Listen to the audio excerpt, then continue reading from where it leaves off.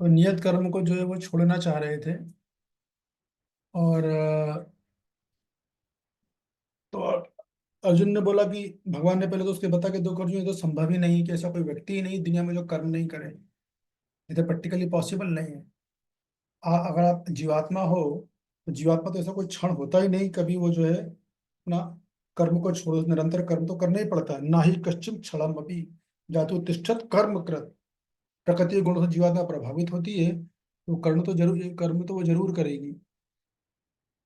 बिना उसके जो है संभव ही नहीं है। ऐसा करके भगवान ने अर्जुन को समझाया। और भगवान ने क्या बोला कि देखो, श्लोक क्रमांक 6 में चर्चा हुई थी क्योंकि अर्जुन तो संन्यास लेना चाह रहे थे ना। तो भगवान ने बोला था कि भाई अर्जुन, आप मिथ्याचारी भी बन सकते हो। मिथ्याचारी का मतलब मैंने बताया, अर्जुन को तो ज्ञान योग चाहिए था। तो यदि मान लीजिए कोई व्यक्ति जो है वो ज्ञान योग का लायक नहीं है, उसमें योग्यता नहीं है, योग्यता क्या हो मैं आपको बता चुका हूँ। तो अगर वो योग्यता नहीं हो फिर भी वो इंद्रियों को नियंत्रित कर रहा है, तो भले ही वो बाहर से नियंत्रण कर रहा है, हमारे अंदर ही अंदर तो वो संसार के भोगों का चिंतन कर रहा है। तो भगवान बोलते हैं वो मिथ्याचारी है। तो हमने चर्चा की थी कि ये बात केवल भक्ति योगी के लिए नहीं है, ये ज्ञान योगी की चर्चा है खास तौर से। दूसरी तरफ क्या है, यदि मान लीजिए कोई ज्ञान योग के योग्य नहीं है और फिर भी ज्ञान योग कर रहा है तो मिथ्याचारी है। लेकिन दूसरी तरफ कोई व्यक्ति जो है वो निष्काम कर्म योग कर रहा है तो वो श्रेष्ठ है। भले ही उसकी इंद्रियां नियंत्रित नहीं हो अभी फिलहाल अभी की स्थिति में, मगर चूंकि को इंद्रियों को वो कर्म में लगा रहा है, शास्त्र विहित कर्म में लगा रहा है, तो वो व्यक्ति उससे श्रेष्ठ है जो क्या बोलेंगे आर्टिफिशियल को, हिंदी कृत्रिम रूप से इंद्रियों को नियंत्रित करने का प्रयास कर रहा है। अंदर में जो है संसार के भोगों की इच्छा है। तो कुल मिला के बात यह है कि अर्जुन ये भगवान को ये बार बार ये बोल रहे हैं कि कर्म आ, कि हर हाल में तुम अपना कर्म जरूर करो। कर्म नहीं करने की अपेक्षा कर्म करना बेहतर है, क्योंकि वैसे भी शरीर निर्वाह के लिए तुम्हें कुछ तो कर्म करना ही पड़ेगा। तुम संन्यास ले भी लोगे तो कटोरा नहीं तो तुम्हें जाना ही पड़ेगा। कुछ लोगों के सामने वो कुछ ना कुछ तो करना ही पड़ेगा ना, तुम्हें कुछ तो कर्म करोगे ही करोगे, स्नान करोगे, संध्या वंदन करोगे, इत्यादि करोगे, तो कर्म तो तुम्हारा होगा। तो कर्म करना ही तुम्हारा बेहतर है। तो फिर भगवान ने बोला कि सबसे अच्छा अगर कर्म करना ही है जहाँ में, तो क्या नाम विष्णु की संतुष्टि के लिए कर्म करें। जब हमने चर्चा कर ली थी श्लोक क्रमांक 9 से। तो कुल मिलाकर सारांश बात है कि श्लोक क्रमांक 3 से लेकर 9 तक भगवान जो अर्जुन को निष्काम कर्म योग की प्रेरणा देते हैं और तरह तरह के कारण बताते हैं कि अर्जुन तुम तो निष्काम कर्म योग करो। ये कारण जो मैंने कुछ कारण आपको बता दिए उसमें से।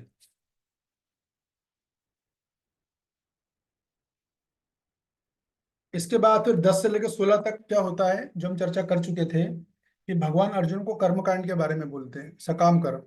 तो हमने चर्चा की थी, कोई बोल सकता कि भैया भगवान को सकाम कर्म के बारे में क्यों बोल रहे हैं, भगवान ने तो दूसरे अध्याय में इतनी इसकी निंदा करी थी, पिछले अध्यायों में निंदनीय गर्हित कर्म है ये। तो वहाँ बात ये थी, हमने चर्चा करी थी कि अगर मान लो कोई बोलता कि नहीं भगवान मैं तो निष्काम कर्म योग नहीं कर पाऊंगा, मैं तो फल से बहुत आसक्त हूँ, तो मैं अपना फल जो है वो मैं भगवान को अर्पित नहीं कर पाऊंगा, मैं भगवत अर्पित निष्काम कर्म मैं तो नहीं कर पाऊंगा। तब ऐसी स्थिति में क्या, ये भाई ठीक है, अगर आप फल से इतने आसक्त हो कि आप फल छोड़ ही नहीं सकते हो, तो कर्म ना करने से अच्छा कि सकाम कर्म कर लो, भले कर्मकांड करो तुम। क्योंकि तुम चूंकि वो कर्मकांड भी शास्त्रों के नियमों के अंतर्गत कर रहे हो, तो उससे तुम्हारा कुछ तो शुद्धिकरण होगा, है कि नहीं। और फिर उल्टा चले में भगवान ने पूरा सर्किल बताया था। यज्ञ शिष्टो संतो मुच्यन्ते सर्वे किल्मषे भंजते ते त्वं पापा ते पंचत कारणात्। कि किस प्रकार जो लोग भगवान को भोग लगा के यदि कर्म नहीं करते हैं, भोजन नहीं करते तो पाप खाते हैं। तो भगवान ने पूरा चक्र बताया था कि किस तरह से इस ब्रह्मांड को मैनेज करने के लिए एक चक्र है। वो श्लोक क्रमांक 14 और 15 में चर्चा किया गया था। तो बताएगा किस चक्र की चर्चा करी थी हमने। हम्म।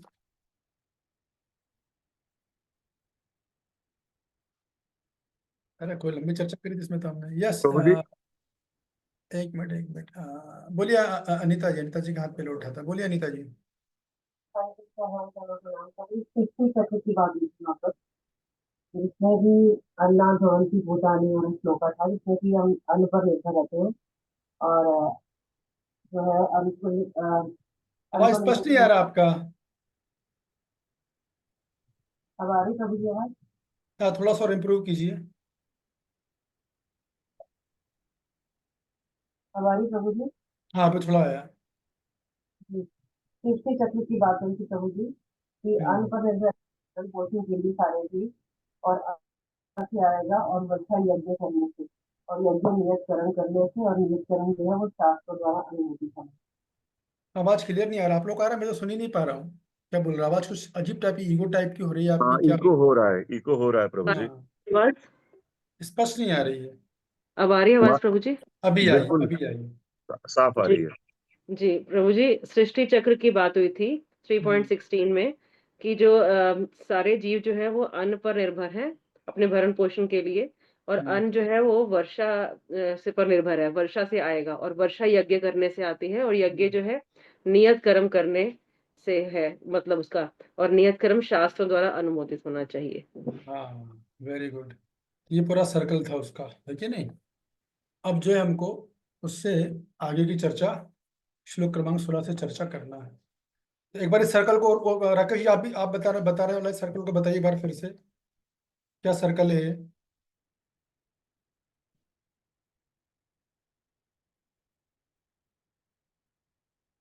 राकेश तो बताइए, कांता जी। हरे कृष्ण प्रभु जी। हरे कृष्णा।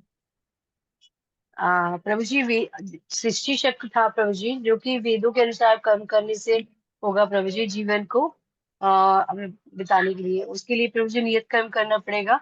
नियत कर्म में फिर आप यज्ञ हो करते हैं, यज्ञ करने से बारिश होती है, बारिश से अन्न उत्पन्न होता है, जिससे हमारा जीवन चलता है प्रभु जी।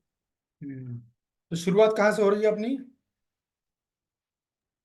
नियत कर्म से प्रभु जी, नियत वेदों करने के का मतलब क्या अनुसार, होगा? शास्त्रों के अनुसार नियत कर्म प्रभु जी। जैसे बराबर है, सही है। अन्नात् भवन्ति भूतानि प्रजन्यात् अन्न संभवा यज्ञात् भवति सम अन्नात् भवन्ति भूतानि पर्जन्यात् अन्न संभवा यज्ञात् भवति पर्जन्यो यज्ञ कर्मा समुद्भवा। कि इसको मैं उल्टे तरीके से जाए कि यज्ञ जो है सारे प्राणी किस पर आश्रित होते हैं? अन्न पर होते हैं। अन्नात् भवन्ति भूतानि, तो सारे प्राणी जो है वो अन्न पर आश्रित होते हैं। ठीक है, अन्न कहाँ से आता है? अन्न आता है पर्जन्या से। पर्जन्य यानी बारिश आती है। बारिश कहाँ से आती है? बारिश आती है यज्ञ करने से। तो यज्ञ कहाँ से आते हैं? यज्ञ जो है जब व्यक्ति शास्त्र के अनुसार कर्म करता है। तो ये चार चीजें हो गई, अन्न, अन्न के बाद वर्षा, वर्षा के बाद यज्ञ और यज्ञ कर्म। वो ऐसे भी ले सकते हो और नीचे से भी ले सकते हो आप, कर्म, कर्म से यज्ञ आएगा, यज्ञ से बारिश होगी, बारिश से अन्न आएगा। कैसे भी आप ले लो। ये पूरा साइकिल था। इस साइकिल जो भगवान ने कोट कर दिया था कि भाई इस तरह से साइकिल पूरी चलती है। तो अभी क्या होगा, भगवान, हम आखिरी श्लोक पर चर्चा और कर लेते हैं। ये श्लोक इसी कड़ी में है, कर्मकांड से संबंधित 16वां श्लोक होगा, जिसमें बताएंगे भगवान की भाई अगर यज्ञ आप नहीं करोगे तो एक्चुअली यज्ञ विहीन जो जीवन होता है वो पापी जीवन होता है। इसकी हम चर्चा करने के बाद फिर आप इसे नोट कर सकते हो, 17 से लेकर 35 तक जो है भगवान फिर निष्काम कर्म के योग के बारे में बोले। वो ये बोलेंगे भगवान, देखो पहले जब अर्जुन ने बोला मुझे निष्काम, मुझे तो ज्ञान योग करना है, तो भगवान ने क्या बोला? नहीं, तुम योग्य नहीं हो, करोगे तो मिथ्याचारी कहलाओगे। तो भगवान ने बोला, भगवान लेकिन मैं तो भगवान ने बोला तुम निष्काम कर्म योग करो। लेकिन उसने बोला कि नहीं नहीं, मैं तो भगवान फल से बहुत आसक्त हूँ। तो भगवान कर्म कांड बोल रहे हैं 16वें शब्द तक, ठीक है, कर्म कांड कर लो। लेकिन अब क्या बोलेंगे भगवान कि चलो अर्जुन, माना कि तुम ज्ञान योग के लायक हो। अभी तक तो ये बात हो रही थी, भगवान ये कह रहे थे कि तुम जो है ज्ञान योग के लिए क्वालिफाइड ही नहीं हो। लेकिन चलो मान लो तुम इतनी जिद कर रहे हो, तुम ज्ञान योग के लिए क्वालिफाइड हो, तो भी तुम निष्काम कर्म योग ही करो। ये चलेगा श्लोक क्रमांक 17 से लेकर 35 तक, ठीक है ना? तो क्यों भगवान ऐसा बोलेंगे, हम जो श्लोक आएगा तुम चर्चा करेंगे उसकी। पहले जरा मैं आप लोगों के साथ शेयर कर लूँ। हाँ, एक मिनट।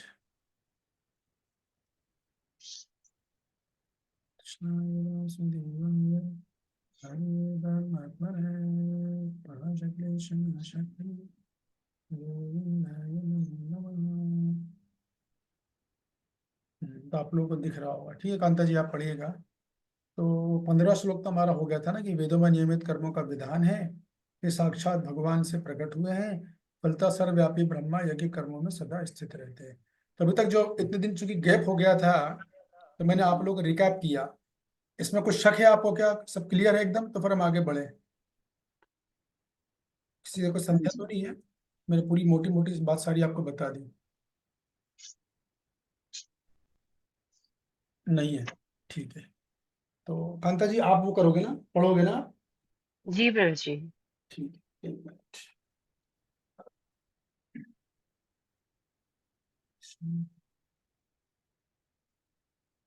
श्लोक क्रमांक 16। एवं प्रवर्तितं चक्रं नानुवर्तिहति या अघायुरिन्द्रिया रामो मोघम पार्थ स जीवति। शिल प्रभुपाद जी की जय। हे प्रिय अर्जुन, जो मानव जीवन में इस प्रकार वेदों द्वारा स्थापित यज्ञ चक्र का पालन नहीं करता, वह निश्चय ही पाप में जीवन व्यतीत करता है। ऐसा व्यक्ति केवल इंद्रियों की तुष्टि के लिए व्यर्थ ही जीवित रहता है। हाँ, तो सिंपल सी बात भगवान ये बोल रहे थे कि भाई ये यज्ञ का पूरा प्रोसेस है जीवन सुखी रहने का, है ना। यदि मान लो आप ये सब काम नहीं कर रहे हो तो स्वाभाविक है कि वो क्या कर रहा है, आत्मा का तो काम है क्रिया करना, तो वो इंद्रिय भोग के लिए अपना जीवन जी रहा है। तो इंद्रिय भोग के लिए अपना पूरा जीवन जी रहा है तो क्या कर रहा है, पापमय जीवन व्यतीत कर रहा है। ये सिंपल सी बात है एकदम, ये तो हम लोगों को जिसे भावनावत में पहले दिन से बता दी जाती है ना। पढ़िए, अनुवाद तात्पर्य पढ़िए। तात्पर्य शिल प्रभुपाद जी की जय।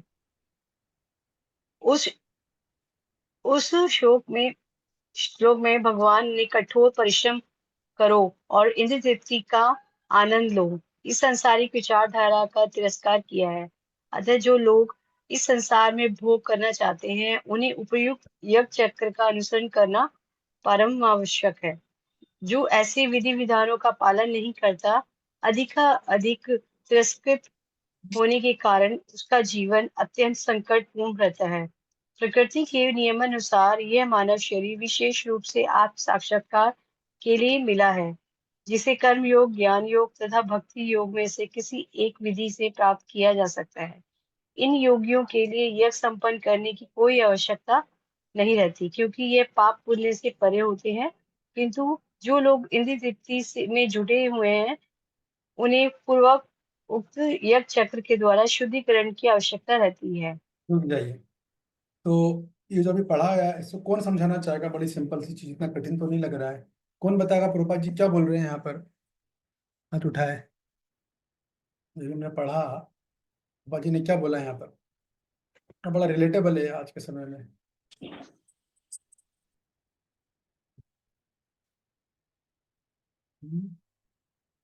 एक बार फिर से पढ़ा कांता, एक बार फिर से पढ़ लीजिए। ओके प्रभु जी। लाल अक्षरों का फिर से पढ़ लीजिए। हाँ, इस श्लोक में आप लोग भगवान ध्यान से ने सुनिएगा कठोर है।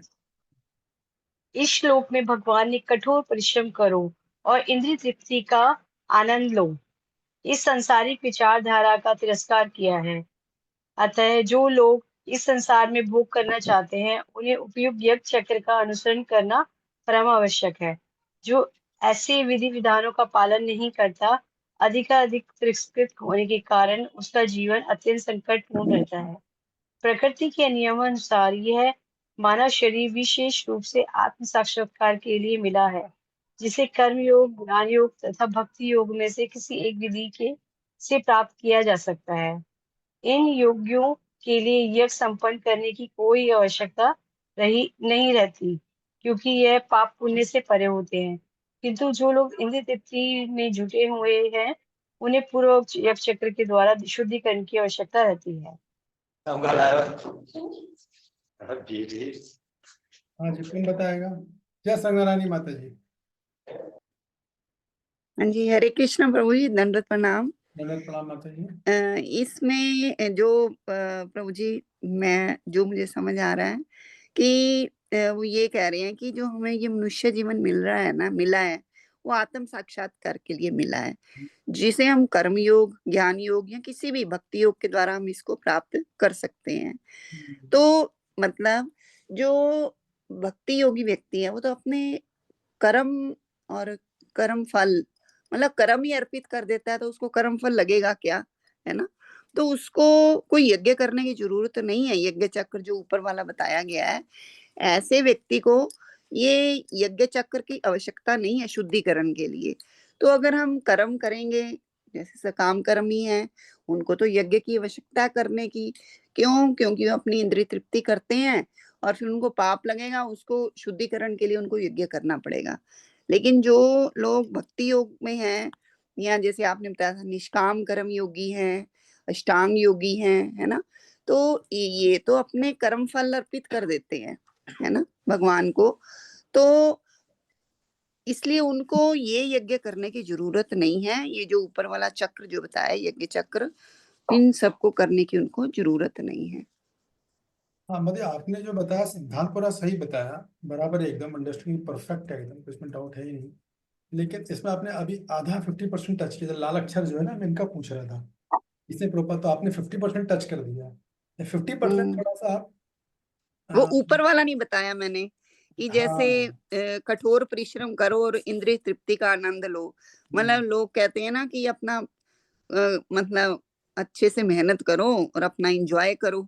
तो लेकिन वो जो ऊपर वाला श्लोक है वो कह रहे हैं कि ये संसारी की जो विचारधारा है ना, इसका खंडन करता है ये श्लोक। मतलब कि उनको यज्ञ चक्र का फॉलो करना चाहिए। अगर वो भोग भी करना चाहते हैं ना, तो यज्ञ जरूर करें शुद्धिकरण के लिए। और अगर वो इनका पालन नहीं करते इस यज्ञ चक्र का, तो वो जो है उनका फॉल डाउन हो जाएगा और उनका जीवन जो है अत्यंत संकटपूर्ण हो जाएगा। गुड, बहुत बढ़िया माता जी, धन्यवाद, thank you, perfect. Yes Sunita ji बताइए। हरे कृष्णा प्रभु जी, सादर प्रणाम। प्रणाम। जी मैं नमिता बोल रही हूँ और इसमें मुझे ये समझ आया थोड़ा कि जैसे श्रीला प्रभुपाद ने भी कहा है कि हम लोग सब जो गधे की तरह काम करते हैं तो उनको मतलब कष्ट मिलता है, लेकिन वो दिन रात मेहनत करते रहते हैं और फिर भी हमें उसके बाद इंद्रिय तृप्ति ही करते हैं। तो उससे हमें मतलब रिजल्ट वो नहीं मिलेगा जो एक यज्ञ करके, जो ये यज्ञ चक्र है इसको करके, इसको परफॉर्म करके हमें जो मतलब संतुष्टि या भगवान को सेंटर में रख के जो हम कार्य करेंगे वो हमें भगवान की तरफ लेके चलेंगे। और एक कुकर होता है या शुकर होता है, वो भी इंद्रिय तृप्ति में लगे रहते हैं और दिन रात काम करते हैं या बहुत हार्ड वर्क करते हैं। तो और दूसरा यही था कि जो योगी होते हैं उनको ये करने की आवश्यकता नहीं है, क्योंकि वो ऑलरेडी काफी तपस्या कर नहीं, चुके हैं ये मत बोलिए आप, इसकी चर्चा भी इतने में हुई नहीं है। आप लोग जो पॉइंट है बोलो ना, इसकी चर्चा इतना सेक्शन में नहीं हुई। ठीक है, धन्यवाद, थैंक यू। अच्छा। यस, और कौन था किसने हाथ उठाया था, और कोई क्या? मेरा वीडियो मुझे फिर नहीं दिख रहा है। यस राकेश लोग बोलिए। प्रभु जी, माता जी ने वैसे तो सारा कुछ बता दिया प्रभु जी। इसमें हाँ। यही बताया हुआ है कि ये जो शरीर है, जो बहुत 84 लाख योनियों के बाद मिला हुआ है, इस शरीर का सदुपयोग करना चाहिए साक्षात्कार के लिए, न कि इंद्रिय तृप्ति के लिए। और आज के कलयुग में और सांसारिक लोगों का यही स्वभाव होता है कि वो मेहनत करते हैं अपने सेंस ग्रेटिफिकेशन के लिए, अपनी इंद्रिय तृप्ति के लिए, जबकि इंद्रियों को भगवान की सेवा में लगाना चाहिए। इसलिए हमें कोई ना कोई मार्ग जरूर चुनना चाहिए आत्म साक्षात्कार के लिए, जो हमें भगवान की भक्ति में लगाए या भगवान तक पहुंचाए। यही है प्रभु जी सार में, संक्षेप में। ठीक है। ओके, तो आप सभी को उत्तर बिल्कुल सही है कि प्रभुपाद जी क्या बोल रहे हैं कि श्लोक में जो भौतिकवादी लोग हैं ना, जिनका स्लोगन, जिनका नारा है खूब परिश्रम करो और खूब भोग करो, ये जिंदगी ना मिलेगी दोबारा। लोगों की धारणा सारी यही है ना, बाहर के लोग सब जगह यही चल रहा है। अरे पैसा कमाओ, जीवन में एंजॉय करो, बढ़िया गाड़ी हो, बंगला हो, कोठी हो, और असली धन चाहिए तो कमाओ, धन कैसे भी कमाओ, पाप से कमाओ, धर्म अधर्म से कमाओ, कैसे भी आए कमाए जाओ। तो वो लोग क्या सोच रहे हैं कि बस ये जीवन उनका आखिरी जीवन है। वो लोग बोलते हैं जिंदगी ना मिलेगी दोबारा, ऐसी मेंटालिटी रहती है लोगों की, ये जीवन जो है आखिरी जीवन है। अगला जीवन किसने देखा? अभी कुछ दिन पुरानी बात है, मैं एक वकील से मिला तो उसने बोला, उसने मेरा पढ़ा, मेरी पेपर कटिंग उसने पढ़ी कहीं से, उसको मिल गया, और मेरा वीडियो भी सुना। तो हम लोग जा रहे थे कार में, तो उसने मेरे से पूछा, प्रभु जी आपसे प्रश्न पूछूं? बोला पूछो। तो बोला कि आपने भौतिक जीवन में बहुत अच्छा जिया, बढ़िया गाड़ी बंगला सब आपने कमा लिया, कमाई में एकदम, इसके बाद फिर आप आध्यात्म में आ गए, तो आपको कौन सी लाइफ बेहतर लगी? तो मैंने कहा स्वाभाविक स्पिरिचुअल लाइफ ही बेहतर लगेगी, उसमें कोई संदेह नहीं। उसने बोला क्यों, अभी तो कुछ है भी नहीं आपके पास। मैंने अगर मैं सब कमा भी लेता, सब कुछ कर भी लेता, तो फायदा क्या होता भाई? अगली लाइफ तो मेरी जो थी, वो तो गधा गधा घोड़ा कुत्ता सुअर ही बनना पड़ता। इतना धन कमा लिया मैंने, सब कुछ कर भी लिया, भगवान की भक्ति नहीं करी, या और भी जो योग बता रहे हैं प्रोपा जी तात्पर्य में, कोई भी योग हमने लिया नहीं उसमें से, तो लाइफ तो गई। अगले जन्म पर तब उसने मेरे को बोला, अगला जन्म में विश्वास रखते हो आप क्या? अब ये वो व्यक्ति है जो बड़ा एडवोकेट है, बहुत क्वालिफाइड है, एकदम गोल्ड मेडलिस्ट है, और इसका अपॉइंटमेंट लेने के लिए कम से कम 6 दिन पहले अपॉइंटमेंट लेना पड़ता है। वो आदमी मेरे को बोल रहा है, अरे आप अगले जन्म में विश्वास रखते हो, ऐसा कुछ होता है क्या? तो मैंने कहा मैं थोड़ी बोल रहा, गीता की शुरुआत इसी से हुई, देहन्वस्नीय था देह कुमारम यौवनम जरा। गीता समझने की पहली कंडीशन ही है कि आपको पहले पुनर्जन्म पे विश्वास रखना होगा। तो लोगों की धारणा यही है, लोग बस यही सोच रहे हैं, अभी खासा कलयुग का प्रभाव इतना प्रभावकारी होगा कि लोगों की बुद्धि पूरी तरह भ्रष्ट हो गई है। तो बस पैसा कमाओ, पैसा कमाओ, पैसा कमाओ, कैसे भी कमाओ, बस कमाए जाओ। कमा के कौन से खर्च करेगा, वो व्यक्ति खुद कर पाएगा कि नहीं कर पाएगा, ये अपने आप में बड़ा संदेह का विषय है। मैंने उसको बोला, मैंने कहा जिस पैसे की आप बात कर रहे हो, देखा तो यही जाता है कि लोग बाग कमाने वाले कमाने में लगे रहते हैं, एंजॉय तो कोई दूसरा ही करता है। बोला हाँ प्रभु जी, तो आप सही बोल रहे हो। मैंने कहा जिस जो आपकी यौवन था, उसका आपने पूरा कमाने में लगा दिया, जब इंजॉय करने का समय आया तो डॉक्टर ने सब खाने को मना कर दिया आपको। वो तो बोलता उबला खाना खाओ, उबली सब्जी खाओ, ब्रेड खाओ, और कुछ खाने ही नहीं है। तो 4 डॉक्टर और लगा देगा आपको, दवाइयां और दे दी, फायदा क्या हुआ? तो लोग मानते नहीं इस बात को, कहने का मतलब, इसलिए प्रोपा जी इस पर इतना स्ट्रेस कर रहे हैं। नहीं तो प्रोपा जी नॉर्मल चीज, हम लोगों को तो काम में पहले दिन से पता है सारी बातें, कि भौतिक जीवन भयावह है, हमारा अगला जन्म होगा नहीं, अगला जन्म होगा तो बड़ा भयानक होगा, हम निम्न योनियों में गिरेंगे। इस कौन में तो ये चीज इतनी भर के दे दी जाती है कि शुरू के 1 हफ्ते में ही सब समझा दिया जाता है उसको, कि भैया ये जीवन है, अगर आपको अच्छा जीवन जीना है तो आप भक्ति योग करो। लेकिन यहाँ पे एक पॉइंट तो ये है। दूसरी बात है कि भाई प्रोपा जी ये बोल रहे हैं, बिल्कुल सही बोला रंगनारायणी माता जी ने, कि प्रोपा जी बड़ी अच्छी बात यहाँ पे बोल रहे हैं कि भगवान ये कह रहा है कि ठीक है, तुम लोग इतने इंद्रिय तृप्ति से आ सकते हो, इंद्रिय तृप्ति नहीं छोड़ सकते हो, तो चलो छोड़ो, तुम किसी तरह सकाम कर्म तो करो, सकाम कर्म ही करो, मगर करो। क्योंकि सकाम कर्म में भी क्या है कि आप सकाम कर्म करो शास्त्र की आज्ञा के अनुसार, बताए गए विधि विधान के अनुसार करोगे, तो क्या होगा, उसमें आपका शुद्धिकरण हो जाएगा, धीरे धीरे शुद्धिकरण होने लगेगा, और एक दिन तो खुद पजल्ट हो जाओगे। इस उदाहरण के लिए शास्त्र में, अगर कोई शास्त्र, जैसे मांस खाना पाप है कि नहीं, लेकिन यदि कोई शास्त्र में बताए गए विधि के अनुसार मांस खाता है, तो उससे एक बूंद भी पाप नहीं लगेगा। देखिए अभी कोई बोल सकता है, जिसको अच्छी जानकारी नहीं हो, वो बोल देगा कि देखिए एक तरफ आपके शास्त्र बोलते हैं कि पाप मांस मत खाओ, पाप मांस खाना पाप है, और मैं दूसरी तरफ वही शास्त्र बोल रहे हैं ठीक है खा लो, उसमें पाप भी नहीं लगेगा। इसको कौन समझाना चाहेगा इस कॉन्सेप्ट को? बताइए कांता जी। हरे कृष्णा प्रभु जी। प्रभु जी हाँ, ये हम बताया गया है प्रभु जी, लेकिन उनकी जैसे बताया गया शास्त्रों में, उन नियमों को फॉलो करके, जैसे आपने बताया था अमावस की रात को जाके जंगल में जाके उसके कान में बोलना होता है कि जैसे मैं आपको इस जन्म में काट रहा हूँ, अगले जन्म में तुम भी मुझे से काट के खाना। तो बराबर। ऐसा करके शास्त्रों में बोला गया, ऐसा कर सकते हो तो खाओ। तो इसमें शुद्धिकरण कैसे होगा? उसका उत्तर तो सही एकदम आपका, बराबर परफेक्ट उत्तर है। तो शुद्धिकरण कैसे होगा उसका?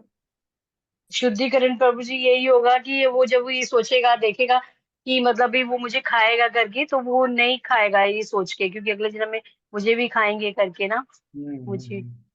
हाँ कुछ हद तक तो सही है आपका। तो देखिए क्या शास्त्र में विधि बताएगी, देखो भाई अगर आपको मांस खाना है तो आपको दुकान से खरीदना नहीं है। ये कंडीशन है कि दुकान में गए, अपना मांस खरीद के ले आ, पका रहे, बोले हमने तो कुछ पाप किया ही नहीं, हमने ना जानवरों को काटा है, नहीं ऐसा नहीं है। अगर आपको मांस खाना है, आपको घर से निकलना पड़ेगा, जंगल में जाना पड़ेगा। कब जाना है? अमावस्या की रात में जाना है आपको, किसी और दिन नहीं जा सकते आप। अमावस्या की रात बड़ी घनघोर और काली रात होती है, अगर आप में से कोई निकला हो तो पता होगा, एकदम काली रात होती है, चंद्रमा होता नहीं है। उस रात में आपको जाना, तो आपको जंगल जाएगा तो क्या जान का खतरा नहीं उठा रहा है? रात में भेजा जा रहा है उसको, है कि नहीं? घर से निकलेगा, रात अमावस्या के 15 दिन वेट करेगा, 15 दिन के बाद जाएगा, अंधेरी रात में जाएगा, जान का खतरा उठाएगा। भाई जरूरी थोड़ी कि उसको वहाँ बकरा मिलेगा, होता शेरी मिल जाए तो उल्टा हो जाएगा। और मान लो चलो कि इधर वो चला भी गया, उसने कोई शिकार फंसा भी लिया, क्योंकि निम्न श्रेणी के जानवर खाने को अलाउ किए गए हैं उसमें, सारे जानवर अलाउड नहीं है, कुत्ता तो छोटी जानवर ऐसे बकरा है, इस टाइप के जानवर अलाउ किए गए हैं खाने के लिए। उनको पकड़ता है वहां जाकर, वो उनको इतना आसान थोड़ी है कि पकड़ना, अंधेरे में कहाँ दौड़ेगा, क्या करेगा, मतलब श्रम कितना है, कितना श्रम है और कितना जान का खतरा है उसके लिए। तो मान लो पकड़ लिया, पकड़ने के बाद भी ऐसा नहीं कि तुरंत खा लेगा, ऐसा नहीं है। पकड़ने के बाद जब उसको काटेगा तो ये सब बोल रही है कि कांता जी की उसे बोलने, कान में बोलना पड़ेगा, इस जन्म में अभी तो मैं खा रहा हूँ, अगले जन्म में तुम मुझे खाओगे। अभी बहुत बड़ा शुद्धिकरण है वहां पर, ये नियम में बोलना पड़ेगा उसको ये। और फिर इसके बाद वो काटेगा, उसके 7 भाग करेगा। सोचो आप, 7 भाग करके 6 भाग उसे दूसरों को बांटना है, 7वां भाग उसको रखना है। तो इतनी जटिल प्रक्रिया दी गई है कि आदमी पजल्ड होकर छोड़ो छोड़ो यार, कौन झंझट पाले, करो ही नहीं, इससे अच्छा मैं बिना खाए ले लूंगा भाई, वो ज्यादा अच्छा है। तो शास्त्र अनुमति जब दे रहे हैं तो हमें इस शास्त्र के आइडिया को समझना चाहिए कि वो मांस खाने को बढ़ावा नहीं दे रहे हैं, बल्कि तुम इतने अधिक आसक्त हो, तुम्हारी स्थिति इतनी दयनीय हो चुकी है कि तुम छोड़ ही नहीं सकते हो। तो धीरे धीरे ऐसी जटिल प्रक्रिया दी है कि तुम उसे करोगे तो करते करते तुम्हारा शुद्धिकरण भी होगा, तुमको लगेगा नहीं मैं गलत काम कर रहा हूँ, ये ठीक नहीं है। और प्रक्रिया भी इतनी जटिल लगे तुम खुद ही फ्रस्ट्रेट हो जाओगे, ठीक है रहने दो, ये बात है। जैसे फॉर एग्जाम्पल है कि मुस्लिमों में ऐसा बोला था ना, मुस्लिम लोग कि हमको जो है हमारे, हमको 4 विवाह अलाउड है, 4 निकाह। अभी ये शास्त्र का आदेश का उल्लंघन है एक्चुअली में। वो 4 निकाह तो उनको अलाउड है, लेकिन टर्म्स एंड कंडीशन है उसमें। जैसे यहाँ पर मांस खाना अलाउड है, लेकिन उसमें टर्म्स और कंडीशन दी गई, नियम और शर्तें हैं। नियम शर्तें फॉलो करोगे तब आपको पाप नहीं लगेगा, और आपने नियम और शर्तों को अगर आपने उल्लंघन कर दिया तो निश्चित आपको पाप लगना है। तो वैसे ये 4 शायद विवाह की जो बात होती है, वो ऐसा थोड़ी कि एक विवाह पत्नी से कर लिया फिर आपका मन भर गया तो आप दूसरी पत्नी लिया उससे निकाह कर लिया तो उससे नहीं जमी तीसरी, ऐसा नहीं है। वहां पर कंडीशन डाली गई कि आपने पहला विवाह किया तो पहली तो नियम ही यही कि आपको पहली पत्नी के साथ ही निभाना है। इसके बाद फिर यदि मान लो कोई ऐसी महिला आ जाए जो जो क्या बोलते हैं, उनको उर्दू में बोलते हैं बेवा, या हिंदी में बोलते हैं विधवा, अगर वो आपके संपर्क में आती है और वो आपसे निर्णय विनय करती है, तो चूंकि सोसाइटी उसका शोषण ना करे, समाज में ऐसा असमय तत्व भी होते हैं ना जो कि कोई महिला को देख लें अगर उसका पति नहीं है, बहुत कुछ गड़बड़ करते हैं, ऐसे लोग हैं। तो उन लोगों से बचाने की दृष्टि से, उसको आश्रय देने की दृष्टि से निकाह उसको की अनुमति दी जाती है। ये रीजन है उसका, आश्रय देने के लिए, समाज से उसको संरक्षण मिल जाए। तो ऐसे आप 1+3 तक दे सकते हो, ये बात है ना। वो वैसा नहीं ऐसा कि उसका मिसयूज किया जा रहा है कि चलो भैया एक से करा तलाक, तलाक बोला फिर दूसरी ले आई, ये नहीं है वो। इसी शास्त्र में पूरे आदेश दिए गए। तो हाँ, यहाँ पर भी यही बात, मैं आपको क्यों इस पे इतना स्ट्रेस दे रहा हूँ, ताकि आपको कॉन्सेप्ट समझ में आ जाए। तो कल को लोग आपसे बोल सकते हैं भैया भगवान तो खुद ही बोल रहा है सकाम कर्म करो, अब इतनी सारी बातें कर ली अर्जुन साहब, ये यहाँ पे ये बोल रहा है सकाम कर्म करो, तो भगवान उससे रीजन बता रही हो, तू इस लायक स्थिति तुम्हारी इतनी खराब है कि तुम छोड़ ही नहीं पाओ, ठीक है ये कर। विकर्मी बनने से अच्छा सकाम कर्मी बनो ना, कॉमन सेंस की बात है। तो शतानु प्रभु क्या कहना है आपका, शतानु प्रभु? जी प्रभु, हरे कृष्णा। थोड़ा ये बिजी चल रहा हूँ, इधर ध्यान नहीं दे पाए प्रभु जी। हरे अच्छा कृष्णा। अच्छा, ओके ओके ठीक है। तो मुद्दा ये है कि भैया अगर आप, भगवान का कहने का मतलब है तुम निष्काम कर्म नहीं कर सकते हो तो विकर्मी मत बनो। विकर्मी से बेहतर है आप सकाम कर्म कर लो, क्योंकि उससे धीरे धीरे करते करते तुम्हारा शुद्धिकरण हो जाएगा, और एक दिन उसके मन में भाव आ ही जाएगा कि ठीक है, इतनी मेहनत करता हूँ, इतना कठोर श्रम करता हूँ, फल देखता हूँ तो फल में भी दुखी दुख मिलता है, तो क्यों ना फल में भगवान को ही अर्पित करूँ। इस तरह से वो निष्काम कर्म योग पे आएगा। ये पूरी थीम है जिसके लिए मैं आपको इतना देर रोक के यहाँ समझाया था। ठीक है, अब आगे पढ़िए कांता जी। जी प्रभु जी, हरे कृष्णा। कर्म के अनेक भेद होते हैं। जो लोग कृष्ण भावना भावित नहीं है, वह विषय ही विषय परायण होते हैं, अतः उन्हें पुण्य कर्म करने की आवश्यकता होती है। यह पद्धति इस प्रकार सुनियोजित है कि विषयोन्मुख लोग विषयों के फल में फंसे बिना अपनी इच्छाओं की पूर्ति कर सकते हैं। संसार की संपन्नता हमारे प्रयासों पर नहीं, अपितु परमेश्वर की पृष्ठभूमि योजना पर निर्भर है, जिसे देवता संपादित करते हैं। अतः वेदों में वर्णित देवताओं को लक्षित करके यह किए जाते हैं। रुक जाइए, अप्रत्यक्ष रुक जाइए, बड़ी इंपॉर्टेंट लाइन प्रभुपाद जी ने डाल दी। संसार की संपन्नता हमारे प्रयासों पर नहीं, अपितु परमेश्वर की षष्ठ भूमि योजना पर निर्भर है, जिसे देवता संपादित करते हैं। तो देख लो आप, सारी दुनिया जो है आप देखती हो ना, मतलब भारत की अगर बात करें तो पंचवर्षीय योजना चलाते हैं कि भाई यहाँ से हिंदू दुनिया से गरीबी हटाई जाए। दुनिया भर की पंचवर्षीय योजनाएं चलाई जाती हैं। क्या विदेशी लोग सारे अंतर्राष्ट्रीय स्तर पर सारे देश इकट्ठा होते हैं और बोलते हैं, वो लोग कौन सा संघ बना है, यूनिसेफ, विश्व में शांति की स्थापना हो। तो आप किसी भी, आप इस संसार का किसी घर का या परिवार, इवन निजी लाइफ भी देखो आप, निजी लाइफ लो, पारिवारिक जीवन लो, सामाजिक जीवन लो, देश के स्तर पर लो, और महाद्वीप के स्तर पे लो, या पूरी विश्व के स्तर पे भी लोगे, तो जो आपकी जितनी भी योजनाएं हैं प्रयास करने की, संपन्नता आपके प्रयासों से, आप प्रयासों पर निर्भर नहीं करती। अभी कोई भी योजना काम नहीं करती थी। हाँ, इसका मतलब ये नहीं कि हमें अपना प्रयास नहीं करना है। हम अपना प्रयास करते हैं ईश्वर को संतुष्ट करने के लिए, ना कि संसार को संतुष्ट करने के लिए। बड़ा इंपॉर्टेंट पॉइंट है। हम जो प्रयास करते हैं, हमारा लक्ष्य का ईश्वर को संतुष्ट करना। तो व्यक्ति के जितने भी तरह के प्रयास होते हैं संपन्नता लाने के लिए, वो एक्चुअली में उनके प्रयासों पर नहीं, परमेश्वर की योजना पर निर्भर होते हैं। अभी से द्वितीय विश्व युद्ध का माहौल बन रहा है, तो एक बार रूपा जी ने एक स्टेटमेंट दिया था, विश्व युद्ध की अगर बात हो रही है तो बोले तो ये लोग कुछ नहीं कर पाएंगे, भगवान की योजना से ही होगा सब कुछ। सहारा भी भगवान की योजना से होगा, और संपन्नता भी भगवान की योजना से आएगी। सब कुछ भगवान की योजना से होगा, बाकी सब तो ये निमित्त बनेंगे। तो हर चीज के पीछे जो कृष्ण भक्त होता है, यहाँ बड़ी अच्छी चीज मिल रही है कि जो कृष्ण भक्त है वो जो भी घटनाएं घटती उसके पीछे भगवान कृष्ण का हाथ को देखना चाहिए। लेकिन ऐसा भी नहीं होना चाहिए चलो ठीक है, जब भगवान की योजना है सब चलो मैं कुछ नहीं करूँ, नहीं, ऐसा नहीं है। हमको अपना कर्म अवश्य करना होता है, भगवान को संतुष्ट करने के लिए, भगवान के बताने के लिए। भगवान आपने मुझे थोड़ी सी फ्री विल दी है, तो देखिए मैं उसका सदुपयोग करने का प्रयास कर रहा हूँ। हम कहीं से निकल रहे हैं, मान लो एक उदाहरण देके समझा रहा हूँ मैं, हम कहीं से निकल रहे हैं, मान लो कोई व्यक्ति गाय को काट रहा है, हम तो बोल देंगे भगवान की योजना से हो रहा है। हाँ हो रहा है, लेकिन हमें भी अपना प्रयास करना है, कुछ ना कुछ हमें कुछ दिमाग लगाना है, क्या किया जाए। हमको अपना धर्म निभाना है, क्योंकि क्यों भगवान ने मुझे उस स्थिति में मुझे ही क्यों रखा। जो भी घटना हमारे जीवन में घटती है वो हमें कुछ सिखाने के लिए होती है, वरना भगवान मुझे ही सिचुएशन में क्यों रखते हैं। ऐसा सोचना चाहिए लाइफ में। जो भी घटना घट रही है सुबह से लेकर रात के होने तक, वो मुझे कुछ सिखाने के लिए है। नहीं तो फिर मैं क्यों सिचुएशन में हूँ ना, दूसरा हो पर क्लियर बात है एकदम। इसी को समझना चाहिए।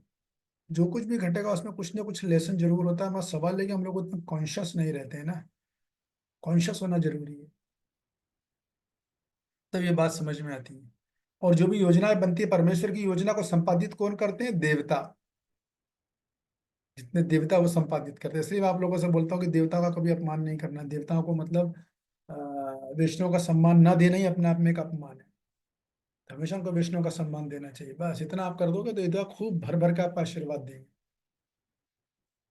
ये बात है। आगे पढ़िए अप्रत्यक्ष रूप में। हरे कृष्ण प्रभु जी। हाँ जी। हम्म, अप्रत्यक्ष रूप में ये कृष्ण भावना अमृत का ही अभ्यास रहता है, क्योंकि जब कोई इन यज्ञों में दक्षता प्राप्त कर लेता है तो वह अवश्य ही कृष्ण भावना भावित हो जाता है।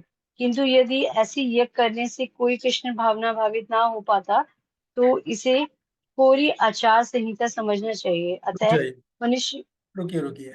कौन बताएगा यहाँ पे क्या बोल रहे हैं प्रभुपाद जी। अप्रत्यक्ष रूप में यह कृष्ण भावनामृत का ही अभ्यास रहता है, क्योंकि जब कोई इन यज्ञों में दक्षता प्राप्त कर लेता है तो वह अवश्य ही कृष्ण भावना भावित हो जाता है। तो यदि ऐसे यज्ञ करने से कोई कृष्ण भावना भावित नहीं हो पाता तो इसे कोई आचार संहिता समझना चाहिए। क्या बोल रहे हैं, कौन समझाना चाहेगा इस पॉइंट को, 4 लाइन को।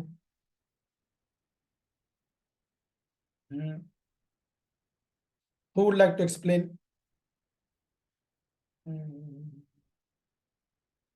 इतना कठिन है क्या। हम्म, और कोई, बाकी लोग तो बोल चुके, मैं कोई नए चेहरे चाहता हूँ जो बोलना चाहे, जो कम भाग लेते हैं।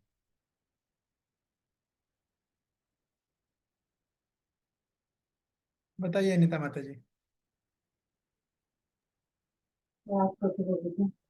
तो जी इसमें अप्रत्यक्ष रूप से ये कृष्ण भावना में साधना है। किस प्रकार इसमें हम यज्ञ चक्र का पालन करते हैं, अपने नियत कर्म करते हैं नहीं वेदों नहीं, के आपकी अनुसार। आवाज में गड़बड़ है। आवाज आपकी गड़बड़ है, मैं तो सुन पाऊंगा, बाकी लोग नहीं सुन पा रहे होंगे शायद। देखिए पहले ठीक कर ली थी आपने। बस अब आ रही है प्रभु जी आवाज? हाँ ऐसे ही रखो आप, जो कुछ भी आप करो अभी सही है। जी। प्रभु जी यहाँ बता रहे हैं कि इनडायरेक्ट रूप में किस प्रकार कृष्णा कॉन्शियस का प्रैक्टिस है कि जब हम यज्ञ चक्र का पालन करते हैं तो हम जो कुछ भी यज्ञ चक्र के माध्यम से या अपने कर्मों के माध्यम से देवताओं को लक्षित करके कुछ भी हम कर रहे हैं, तो हमें ये समझना होगा कि देवी देवता जो है वो भगवान के अंग स्वरूप है, उन्हीं के निर्देशानुसार कार्य कर रहे हैं और जो भी हम अर्पित कर रहे हैं वो भगवान को अर्पित हो रहा है। तो इस प्रकार ये इनडायरेक्ट वे से कृष्णा कॉन्शियस ही है। तो जब हम इस प्रकार से कार्य करते हैं तो देवता जब प्रसन्न होते हैं तो हमारी जो है संपन्नता के अनुसार संपन्नता प्रदान करने के लिए वो हमें ब्लेस करते हैं। तो ये यहाँ पे ये चक्र बताया गया है, तो ये भी कृष्ण भावना में होने का ही प्रैक्टिस है एक तरह से। हाँ ठीक है, लेकिन आगे के लाइन लिखिए ना, किंतु यदि, इसका क्या मतलब हाँ, है? यदि अगर हम लोग इसको जस्ट अ फॉर्मेलिटी, हम ये नहीं समझते कि देवी देवताओं का क्या क्या स्थान है, क्या स्थिति है और भगवान की क्या स्थिति है, अगर हम उन्हीं को परम समझ के सब कुछ पूजित कर रहे हैं या अर्पित कर रहे हैं, तो हम खाली खाली एक विचार से जैसे एक फॉलो कर रहे हैं ऊपरी तौर से, आंतरिक रूप से उसका मर्म नहीं समझ पा रहे हैं। ओके ठीक है, गलत तो नहीं है। बताइए रघुकुल नायक प्रभु।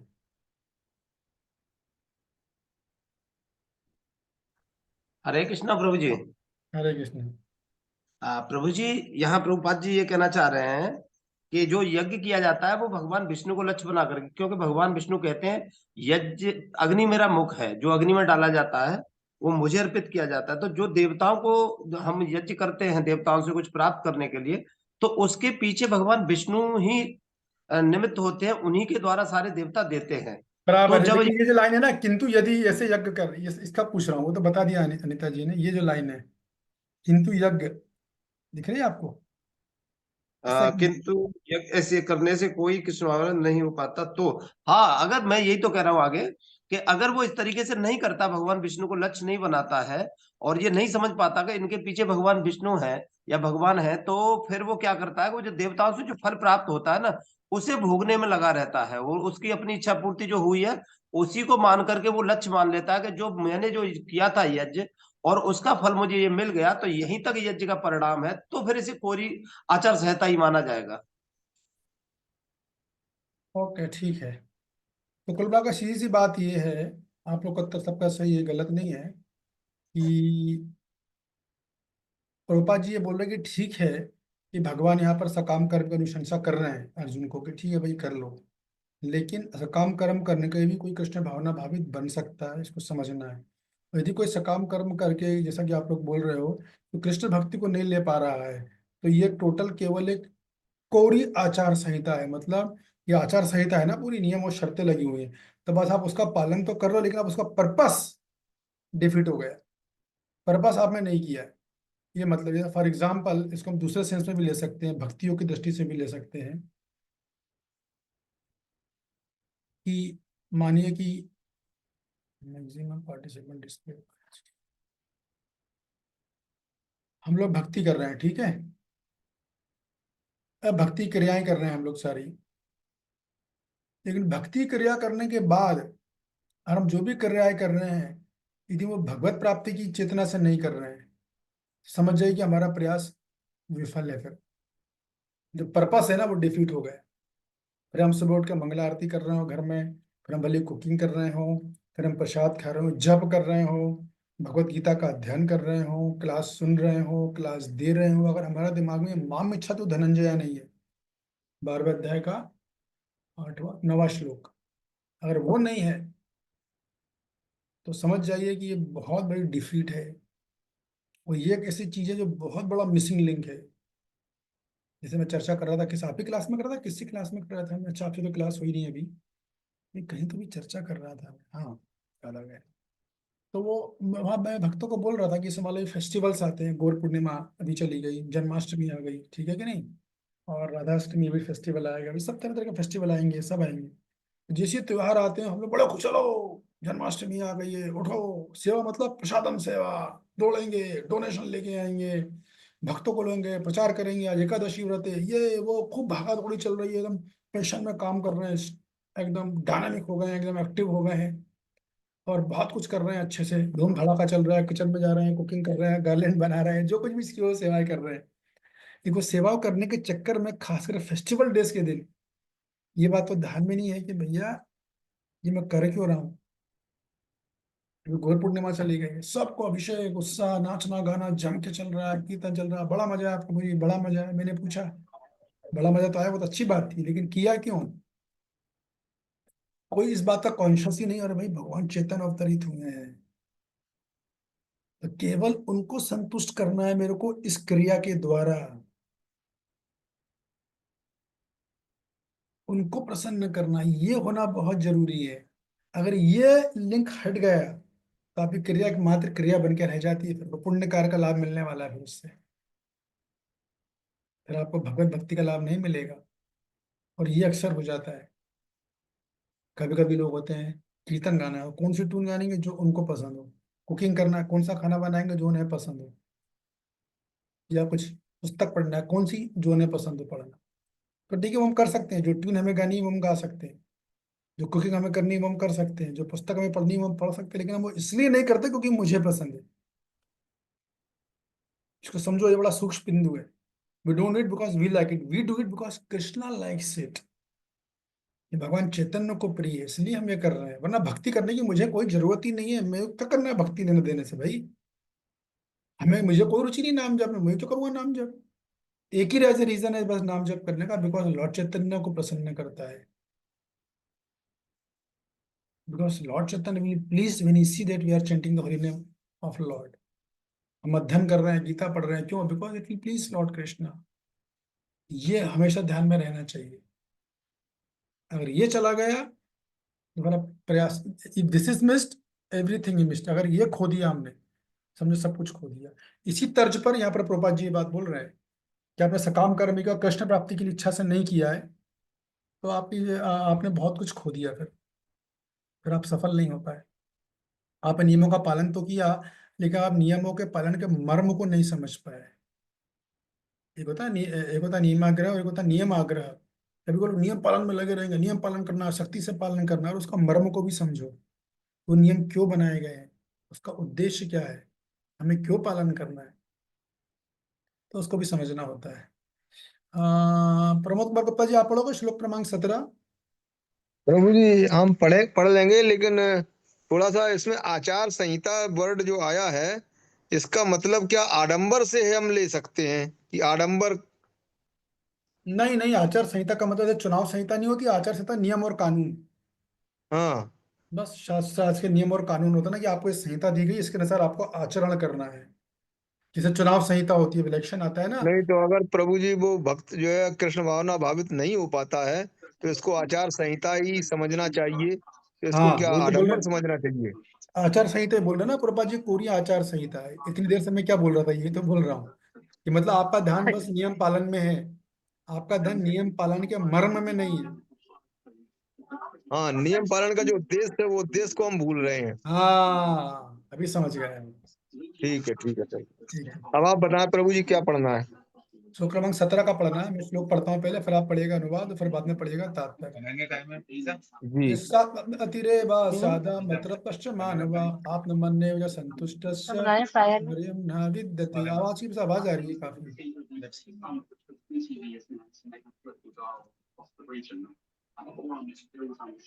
कांता माता जी की तरफ से। कांता में तरफ से क्या, कहाँ से है? हाँ, मनीषा जी आप पढ़ेंगे अनुवाद? हरे कृष्ण प्रभु जी, ये प्रभु जी मैं पढ़ती हूँ। वो पढ़ ही नहीं रहे हैं। किंतु जो व्यक्ति आत्मा में ही आनंद लेता है तथा जिसका जीवन आत्म साक्षात्कार युक्त है और जो अपने में ही पूर्णतया संतुष्ट रहता है, उसके लिए कुछ कारणीय कर्तव्य नहीं होता। अब देखो यहाँ से थीम चेंज हो गई है। उसको आप चाहो तो नोट कर, 17 से लेकर 35 तक यही थीम चलने वाली है। तो ये किसकी बात हो रही, क्या बोल रहे हैं भगवान, कौन इसे बताना चाहेगा? क्या बोला भगवान ने? एक बार फिर से पढ़ लीजिए अनुवाद, हालांकि मैं पहले ही बता चुका हूँ। मनीषा जी फिर से पढ़िए एक बार। यस यस प्रभु जी। किंतु जो व्यक्ति आत्मा में ही आनंद लेता है तथा जिसका जीवन आत्म साक्षात्कार युक्त है और जो अपने में ही पूर्णतया संतुष्ट रहता है, उसके लिए कुछ करणीय कर्तव्य नहीं होता। बताइए रंगनारायणी माता जी, क्या बोला जा रहा है अनुवाद में? ये जो निष्काम कर्म योगी हैं उनके बारे में बात हो रही है। भी वो कर्म तो कर रहा है लेकिन वो डिटैच होके कर रहा है। कर्म ओके, योग जो तो ये है तो आपने इन बिल्कुल डिटैचमेंट। हाँ, ये तो आपने सही बोला कि निष्काम कर्मयोग के बारे में बोला, लेकिन यहाँ कुछ और भी बात हो रही है। निष्काम कर्मयोगी की बात तो हो रही है, बराबर है, लेकिन कुछ और बात भी है यहाँ पर। मतलब उसको ये रूल्स रेगुलेशंस को फॉलो करने की जरूरत नहीं है उस नहीं नहीं व्यक्ति को। नहीं नहीं, ऐसा नहीं माता जी, ऐसा नहीं है। कोई और बताएगा अब क्या बात हो रही है? प्रभु जी मैं बताऊं? कौन? हरे हाथ कृष्णा। उठाइए, हाथ उठाइए, हाथ उठाइए, हाथ ऐसे डायरेक्ट नहीं, हाथ उठाइए। मैं बताऊं प्रभु जी? अभी आप बता दो, लेकिन आप अगले बार से हाथ उठा के बोलिएगा, ठीक है? बोलिए। मैं ये कह रहा हूँ जिसका जीवन आत्म साक्षात्कार युक्त है, मतलब जिसको जीवन में आत्मा में आनंद लेता है, और जो जीवन में कोई भी कार्य करता है तो वो ये मान कर करता है कि हम भगवान के लिए कर रहे हैं, उसको भगवान ही दिखते हैं हर कार्य को करने में। आधी बात सही है, शुरू की आधी बात सही है, आधी की बात तो ऐसा नहीं है यहाँ पर। बस शुरू की आधी बात सही है, ठीक है, रुकिए। उनके प्रभु जी, हरे रघुनाथ कृष्ण प्रभु, आप प्रभु जी। बताइए।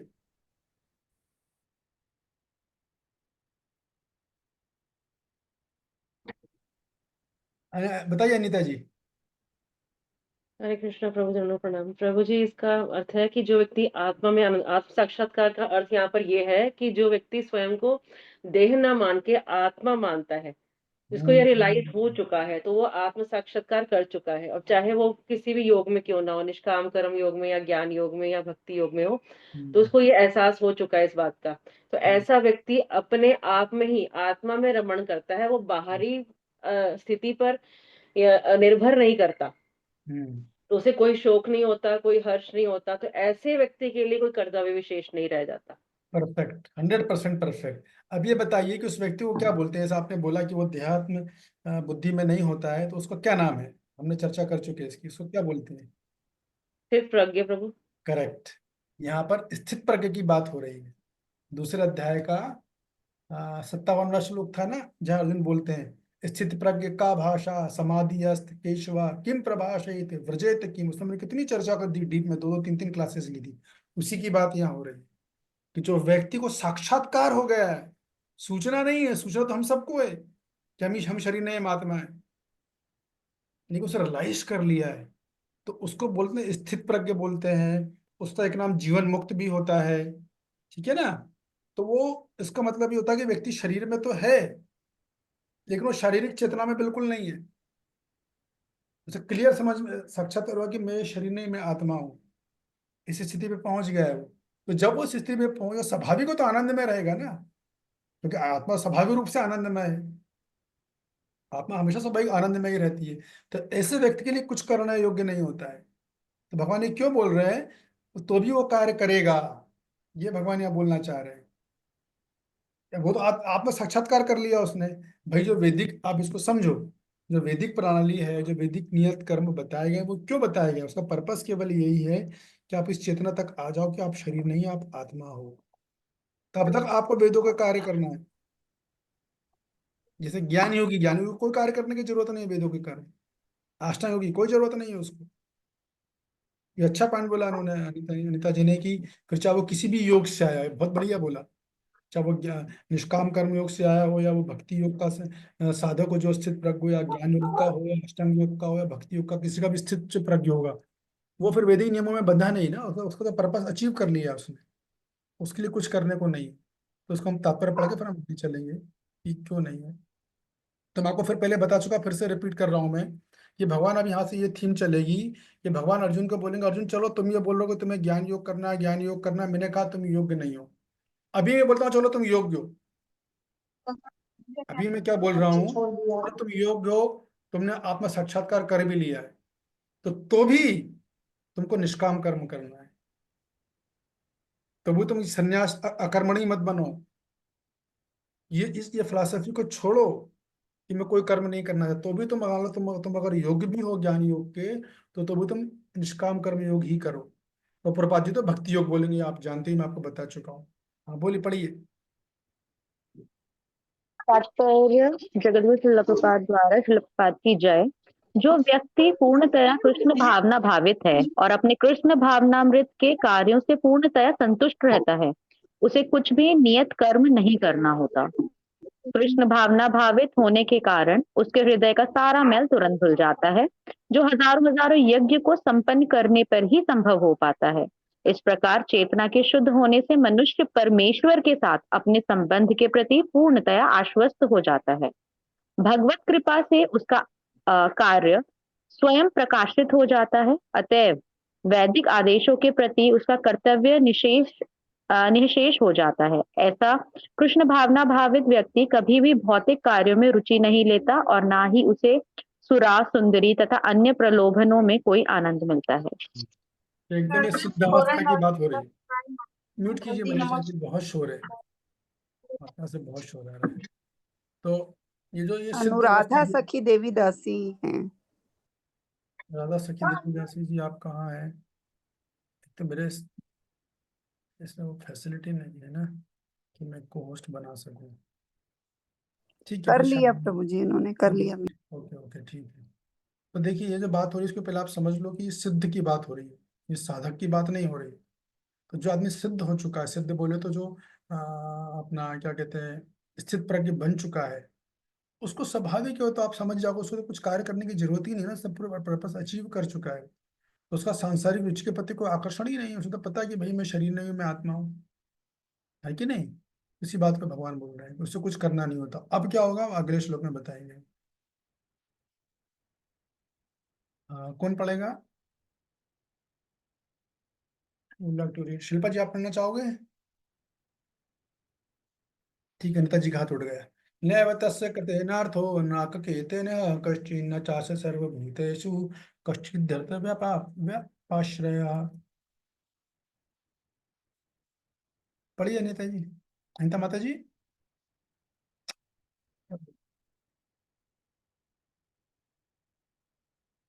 पढ़िए पढ़िए शिल्पा जी पढ़िए। जी प्रभु जी, हरे कृष्ण प्रभु जी। स्वरूप सिद्ध व्यक्ति के लिए न तो अपने नियत कर्मों को करने की आवश्यकता रह जाती है, न ऐसा कर्म न करने का कोई कारण ही रहता है। उसे किसी अन्य जीव पर निर्भर रहने की आवश्यकता भी नहीं रह जाती। तात्पर्य स्वरूप सिद्ध व्यक्ति को कृष्ण भावना भावित कर्म के अतिरिक्त कुछ भी, प्रभु जी स्क्रीन पे इतना ही आ रहा है अभी, स्क्रीन पे नहीं आ रहा है? ठीक है मतलब मैं पढ़ देता हूँ। स्क्रीन प्रभु जी नीचे थोड़ा सा वो थोड़ा सा ऊपर कर दीजिए प्रभु जी, ऊपर कर दीजिए। अच्छा अच्छा अच्छा, आप तात्पर्य पढ़ रहे हैं क्या? क्या पढ़ रहे हो आप, तात्पर्य की अनुवाद? माता जी तात्पर्य पढ़ने लगी थी। ओ, अनुवाद नहीं पढ़ा था? पढ़ लिया था। अच्छा अच्छा, तो अभी तो उनकी आवाज भी नहीं आ रही है। ठीक है राष्ट्र, आप पढ़िए, तात्पर्य पढ़िए। अनुवाद अनुवाद तात्पर्य दोनों पढ़िए, अनुवाद भी पढ़ लिए तात्पर्य भी पढ़ लीजिए। यस प्रभु जी। मैं पढ़ू प्रभु जी? हाँ पढ़िए, माता उनकी आवाज ही नहीं आ रही माता जी की। ठीक है। कोई इशू है? अनुवाद। स्वरूप सिद्ध व्यक्ति के लिए न तो नियत कर्मों को करने की आवश्यकता रह जाती है, न ऐसा कर्म न करने का कोई कारण रहता है। उसे किसी अन्य जीव पर निर्भर रहने की कोई आवश्यकता ही नहीं रह जाती। तो रुकिए, देखिए कितना सुंदर बात बोली है यहाँ पर। जो स्वरूप शुद्ध व्यक्ति है उससे कोई वैदिक कर्म करने की आवश्यकता नहीं, बराबर है। क्योंकि वर्णाश्रम पद्धति बनाई इसलिए गई है कि व्यक्ति इस बात को समझ ले कि वो शरीर नहीं आत्मा के स्तर पर आ जा रियलाइज कर ले, फिर आने के बाद जो भी मार्ग उसको लेना हो वो ले सकता है। फिर ज्ञान योग अष्टांग भक्ति योग उसकी चॉइस है। इतना इस वजह से वैदिक पद्धति को डिजाइन किया गया है। लेकिन वो ऑलरेडी अचीव कर लिया, उसने रियलाइज कर लिया, उसके लिए कुछ कार्य करने की आवश्यकता नहीं है। और आगे कितना बढ़िया लिखा, उसे किसी अन्य जीव पर निर्भर भी नहीं रहना है। हम लोग तो अगर 7 दिन किसी से बात नहीं करे, 2 दिन 3 दिन तो परेशान हो जाते हैं, यार कोई तो चाहिए बात करने वाला। किससे बात करें भाई, किससे बात करें, है कि नहीं। उस व्यक्ति को कोई लेना देना नहीं है, कोई से बात करता है तो अच्छी बात है, वरना वो अपने आप में इतना मस्त है, इतना मस्त जीवन जी रहा है। वो किसी पर निर्भर नहीं है अपने संतुष्टि के लिए, अपने मन को शांत करने के लिए, अपने को सुखी रहने के लिए। तो बहुत उच्च स्तर है। ऑफकोर्स हम लोग उस स्तर पे नहीं है, लेकिन हमको भी इस स्तर पे आने के लिए कम से कम अपने आप को तैयार करते रहना चाहिए और अपने आप को इंस्पिरेशन दे के रखना चाहिए। जब तक भक्तों का संग मिल रहा है बहुत अच्छी बात है, भगवान की कृपा लेना चाहिए। लेकिन जब नहीं भी मिलेगा तो भी इस लायक होना चाहिए कि हम खुद से अपने शास्त्र अध्ययन के दम पर, अपनी आत्मा के दम पर हम आराम से वो जो समय हमारा सब अच्छे से गुजार लें। क्योंकि मैंने पहले भी कहा था, फिर से कह रहा हूँ, 2 समय तो अकेले ही गुजारना है। 2 सिचुएशन ऐसी आएंगी जो अकेला होगा, कोई नहीं रहेगा आपके साथ, उस टाइम संग नहीं रहेगा। एक्चुअली भक्तों का संग भी जो होता है बेसिकली केवल इंस्पिरेशन के लिए होता है। जैसे प्रभुपाद जी बोलते हैं ना कि मान लो आसमान में है, तो आसमान में अगर 4 चिड़िया हैं या 4 पंछी साथ में उड़ रहे हैं, तो उनमें से एक पक्षी अगर गिर पड़े ना, तो बाकी के 3 पक्षी रुकेंगे नहीं उसके लिए। मान लो नीचे कोई शिकारी बैठा है और ऊपर से एक पक्षी जा रहे हैं एक समूह में, और शिकारी ने गोली मारी, एक पक्षी गिर थोड़ा सा नीचे गिरेगा, तो आपको क्या लगता है बाकी लोग रुक जाएंगे? अरे अरे क्या हुआ, देखें इसको, चलो मरहम पट्टी ले जाए, डॉक्टर के पास ले जाए, एम्बुलेंस बुलाएं। कुछ ऐसा नहीं होने वाला है, वो आगे निकल जाएंगे। तो भक्तों का संग जो हमें होता है, हमें समझना चाहिए वो केवल प्रेरणा के लिए होता है। बाकी हमारी भक्ति को दूसरा कभी नहीं कर सकता, वो तो हमने ही करना है। इस बात को बिल्कुल गांठ बांध लेना चाहिए। ऐसा मत सोचिए कि भक्ति हमारी कोई दूसरा कर देगा, हम दूसरे पर निर्भर रहना, नहीं, हमें ही करना है सब कुछ। तो संग जो होता है वो केवल इंस्पिरेशन के लिए होता है। इंस्पिरेशन, वो भी सही संग मिल जाए वो भी बहुत दुर्लभ है अपने आप में। तो जिस हिसाब से कलयुग चल रहा है, तो जो वो ऐसा संग मिले जिससे आप तेजी से वाकई में भक्ति में प्रगति कर सको, जो आपको बढ़िया से गीता या शास्त्र समझा सके गहराई से और पूरी पूर्ण समझावट दे, वो बहुत बहुत दुर्लभ है। ब्रह्मांड भ्रमिते कोनो भाग्यवान जीव जो होते हैं उनको ऐसा संग मिलता है। वो संग अगर मिल गया तो फिर आप अकेले भी निकल जाओगे। थोड़ा समय भी मिल गया ना संग, तो कुछ समय इतना मिल जाएगा कि फिर हम अकेले भी निकल सकते हैं। तो ये बात है यहाँ पर, कि इस समय इस स्थिति पर अगर व्यक्ति आया तो वो संतुष्ट रहता है, फिर वो अपने सुख के लिए किसी पर निर्भर नहीं है, वो डिपेंडेंट नहीं है। ये बात है। तात्पर्य पढ़िए राकेश प्रभु। तात्पर्य शिल प्रभुपाद द्वारा, शिल प्रभुपाद की जय। स्वरूप सिद्ध व्यक्ति को कृष्ण भावना भावित कर्म के अतिरिक्त कुछ भी नहीं करना होता, किंतु यह कृष्ण भावनामृत निष्क्रियता भी नहीं है, जैसा कि अगले श्लोकों में बताया जाएगा। कृष्ण भावना भावित व्यक्ति किसी की शरण ग्रहण नहीं करता, चाहे वह मनुष्य हो या देवता। कृष्ण भावनामृत में वह जो भी करता है वही उसके कर्तव्य संपादन के लिए पर्याप्त है। हाँ, ये तो बहुत हाई स्तर है।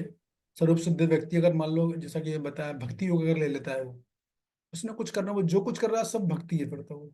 भले आप उसको देख के मत बोलो भैया भौतिकवादी लोगों से क्यों बात कर रहा है, ये बिना ना आज से नहाया क्यों नहीं है, नहाया का तो खैर वो मतलब कुछ चीज खा पी भी रहा है। जैसे प्रोपा जी थे, एक बार प्रोपा जी अपने शिष्यों के साथ बैठे थे प्लेन पे, और वहां से वो आई, क्या बोलते हैं, एयर होस्टेस। तो वो एक ट्रे थी, उसमें वाइन थी, उसने प्रोपा जी को बढ़ाई। जितने शिष्य बैठे थे बारिश में, प्रोपा जी इस वाइन, इस स्पिरिट। प्रोपा जी ने बोला सो व्हाट, और लिया और अपने एक सिप ले लिया।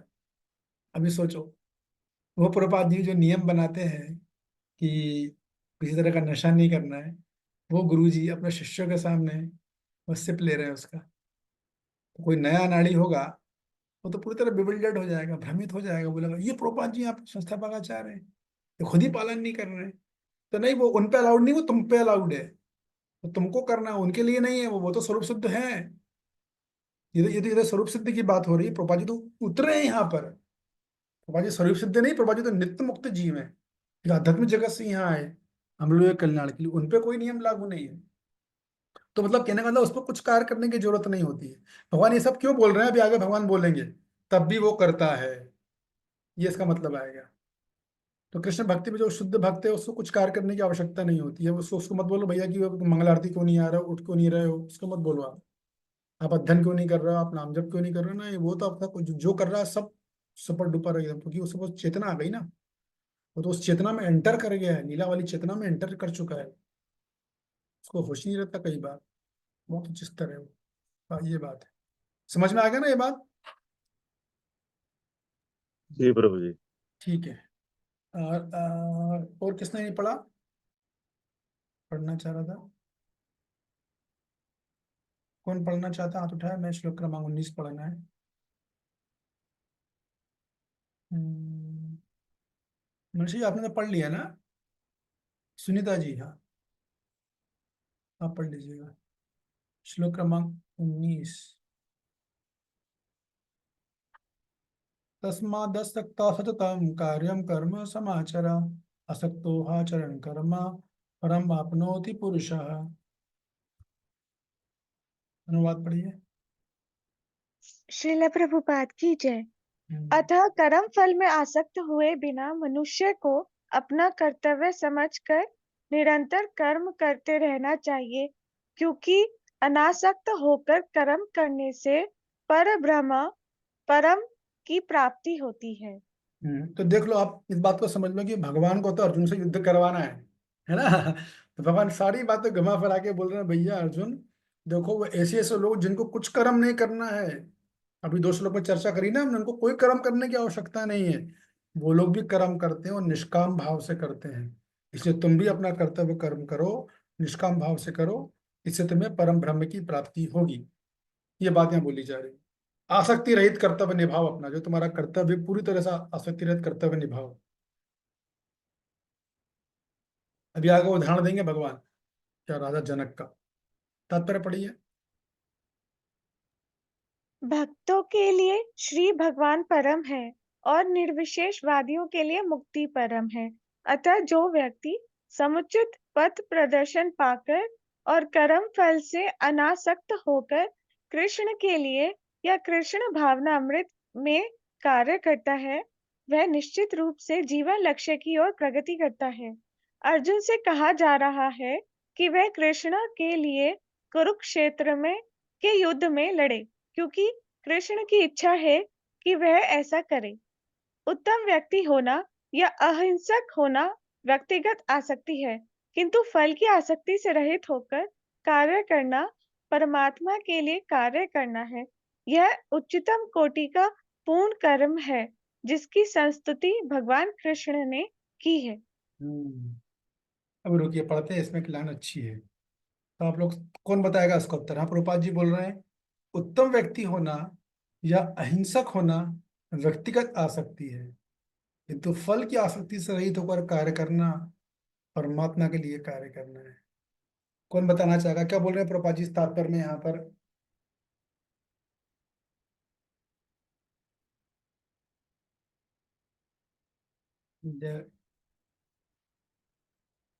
Who would like to tell?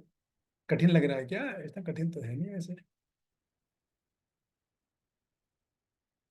Yes, बताइए मनीषा जी। हरे कृष्णा प्रभु जी, स्वागत नाम। प्रभु जी, इसमें जैसे लिखा है कि उत्तम व्यक्ति होना या अहिंसक होना व्यक्तिगत आसक्ति है।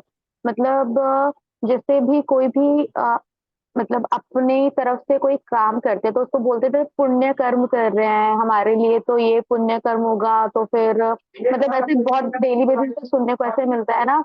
तो फिर क्या बोलते हैं, नर्क में नहीं जाना पड़ेगा, उत्तम कर्म कर रहे हैं और अहिंसक हो रहे हैं, तो कुछ अच्छा कार्य कर रहे हैं, लेकिन उसके लिए क्या कर रहे हैं, हम लोग सोच रहे हैं कि हाँ हमें तो स्वर्ग जाना है, मतलब अच्छा करेंगे तो स्वर्ग जाएंगे, है ना। तो जो इससे आसक्त नहीं होता और सिर्फ कार्य करते हैं किसने, भगवान के लिए, भगवान की प्रसन्नता के लिए, तो उनमें क्या होता है कि परमात्मा के लिए वो कार्य करते हैं। तो ये कोटि का पूर्ण कर्म है, जिसकी संतुति भगवान कृष्ण कर रहे हैं। मतलब यही कंप्लीट सरेंडरनेस के साथ कार्य किया जाता है। तो यही भगवान के लिए कार्य है, उसका फल के बारे में चिंता ना करके सिर्फ अपना पूरा सरेंडर कर देना, फल के पूरे भगवान को अर्पित कर देना, इसके बारे में बात करते हैं। ठीक है, बराबर है। देखिए क्या होता है कि बाहर की दुनिया में ऐसे लोग बहुत हैं जो कि अहिंसा, हम शाकाहारी हैं। जैसे बाहर आपने आपने एक पुस्तक ली है प्रभुपाद जी ने, प्रभुपाद जी से कन्वर्शन हुआ ना, क्या नाम है उनका, बॉब, क्या नाम है, परफेक्ट क्वेश्चन है परफेक्ट आंसर, पूर्ण प्रश्न पूर्ण उत्तर। तो वो जो थे, वो प्रभुपाद जी वो शाकाहारी थे, वो बड़ा उनको वो था, एक वो हल्का तरीके सा, थोड़ा सा गर्व टाइप का। तो प्रभुपाद जी को बोल रहे थे वो कि हम तो प्रभुपाद जी हम लोग शाकाहारी हैं। तो प्रभुपाद जी बोला, कौन सी बड़ी बात हो, तो कबूतर भी शाकाहारी होता है। प्रभुपाद जी एकदम नकार दिया उनको एकदम, कौन सी बड़ी बात है, कबूतर भी शाकाहारी है, तुम शाकाहारी हो तो कौन सी, वो एकदम चमक गए कि बॉब रोजर। क्या नाम था उनका, किसी का नाम याद आ रहा है? हाँ जी प्रभु जी, उनका नाम बॉब कोहेन था, ब्रह्म तीर्थ प्रभु जी। हाँ, बॉब कोहेन प्रभु, उनके बाद में दीक्षा भी उनकी, उनका नाम हुआ ब्रह्मतीर्थ प्रभु। यस, प्रभुपाद जी के शिष्य थे वो। तो वो ऐसे बहुत सारे लोग हैं जो सोचते हैं अच्छे कार्य करो, दुनिया की भलाई करो, और वो सोचते हैं बहुत अच्छा काम कर रहे हैं, बहुत बड़ी बात है, इससे सर्व। आज भी सबसे ज्यादा लोग इसी बात के मानने वाले हैं, जो बोलते रहे क्या तुम मूर्ति की पूजा कर रहे हो, क्या भगवान का नाम ले रहे हो, अरे गरीब भूखे मर रहे हैं भाई, जाकर उनको खाना दो, तुम्हारा भगवान खुश होगा। तो ऐसा नहीं है कि कौन समझाएगा इस कॉन्सेप्ट को। मैं आप लोग पुण्य कार्य करो ना, आप लोग मोला यहाँ में बैठ के माला गिन रहे हो, 16 माला कर रहे हो, मुंडी हिला रहे हो, 2-2 घंटे माला पढ़ते हो, भगवत गीता वास्तव में गरीब में इतने लोग भूखे मर रहे हैं, उनको खाना दो, लोगों का इलाज नहीं हो रहा, उनको दो, तो आपका भगवान ज्यादा खुश होगा। ऐसा क्या हो, यस राकेश प्रभु, ऐसा क्या आर्ग्यूमेंट, कैसे डील करोगे ऐसे लोगों को आप? प्रभु जी, किसी को खाना खिलाना और ये इंसानियत के नाते तो सही है, लेकिन भक्ति के लिहाज से ये पूर्ण नहीं है, इसलिए कि यह भी हमें कर्म बंधन में बांधता है। पुण्य भी जो होते हैं ये भी हमें बंधन में बांधते हैं, और ये भी कहीं ना कहीं हमारे आसक्ति का ही परिणाम है कि हम किसी के प्रति पुण्य करना चाह रहे हैं।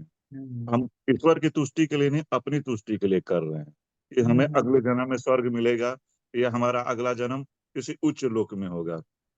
हाँ, अतः अतः हमें इस आसक्ति से, और बिल्कुल ये आसक्ति रहित होकर भगवान के लिए कर्म करना चाहिए, और आध्यात्मिक कर्म करना चाहिए, जिससे हमें कर्म बंधन में बंधना नहीं पड़े प्रभु जी। हाँ, तो ये उत्तर तो आपका बिल्कुल परफेक्ट है, बढ़िया है, लेकिन ये भक्तों के समाज में है। यहाँ तो हम सब भक्त बैठे तो आपकी बात मान लेंगे। ये मान लो आप मार्केट पे जा रहे हो, कोई व्यक्ति आपसे आर्ग्यूमेंट कर रहा है, तो उसको कैसे समझाओगे फिर आप ये बात?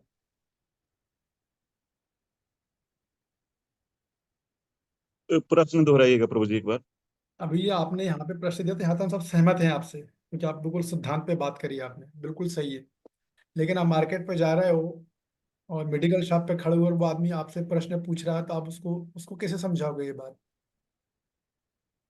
इसको प्रभु जी दूसरे तरीके से भी देखा जा सकता है कि अगर हम किसी की मदद करते हैं या किसी को खाना खिलाते हैं, ये करते हैं, वो उसकी शारीरिक पूर्ति है, उसकी आध्यात्मिक मुक्ति नहीं है। अगर हम उसे खिला भी दें, पिला भी दें, नहीं तो तो वो वो आपसे मान लो आपसे बोलेगा, तो आप कहना क्या चाह रहे हो, आप उसे खिलाने के पक्ष में हो कि ना खिलाने के पक्ष में हो? तब आप क्या बोलोगे? खिलाना तो चाहिए प्रभु जी। हाँ, तो पुण्यकार हो गया ना, अभी आपने खुद ने बोला। लेकिन हम उसके फल से आसक्त नहीं होंगे प्रभु जी।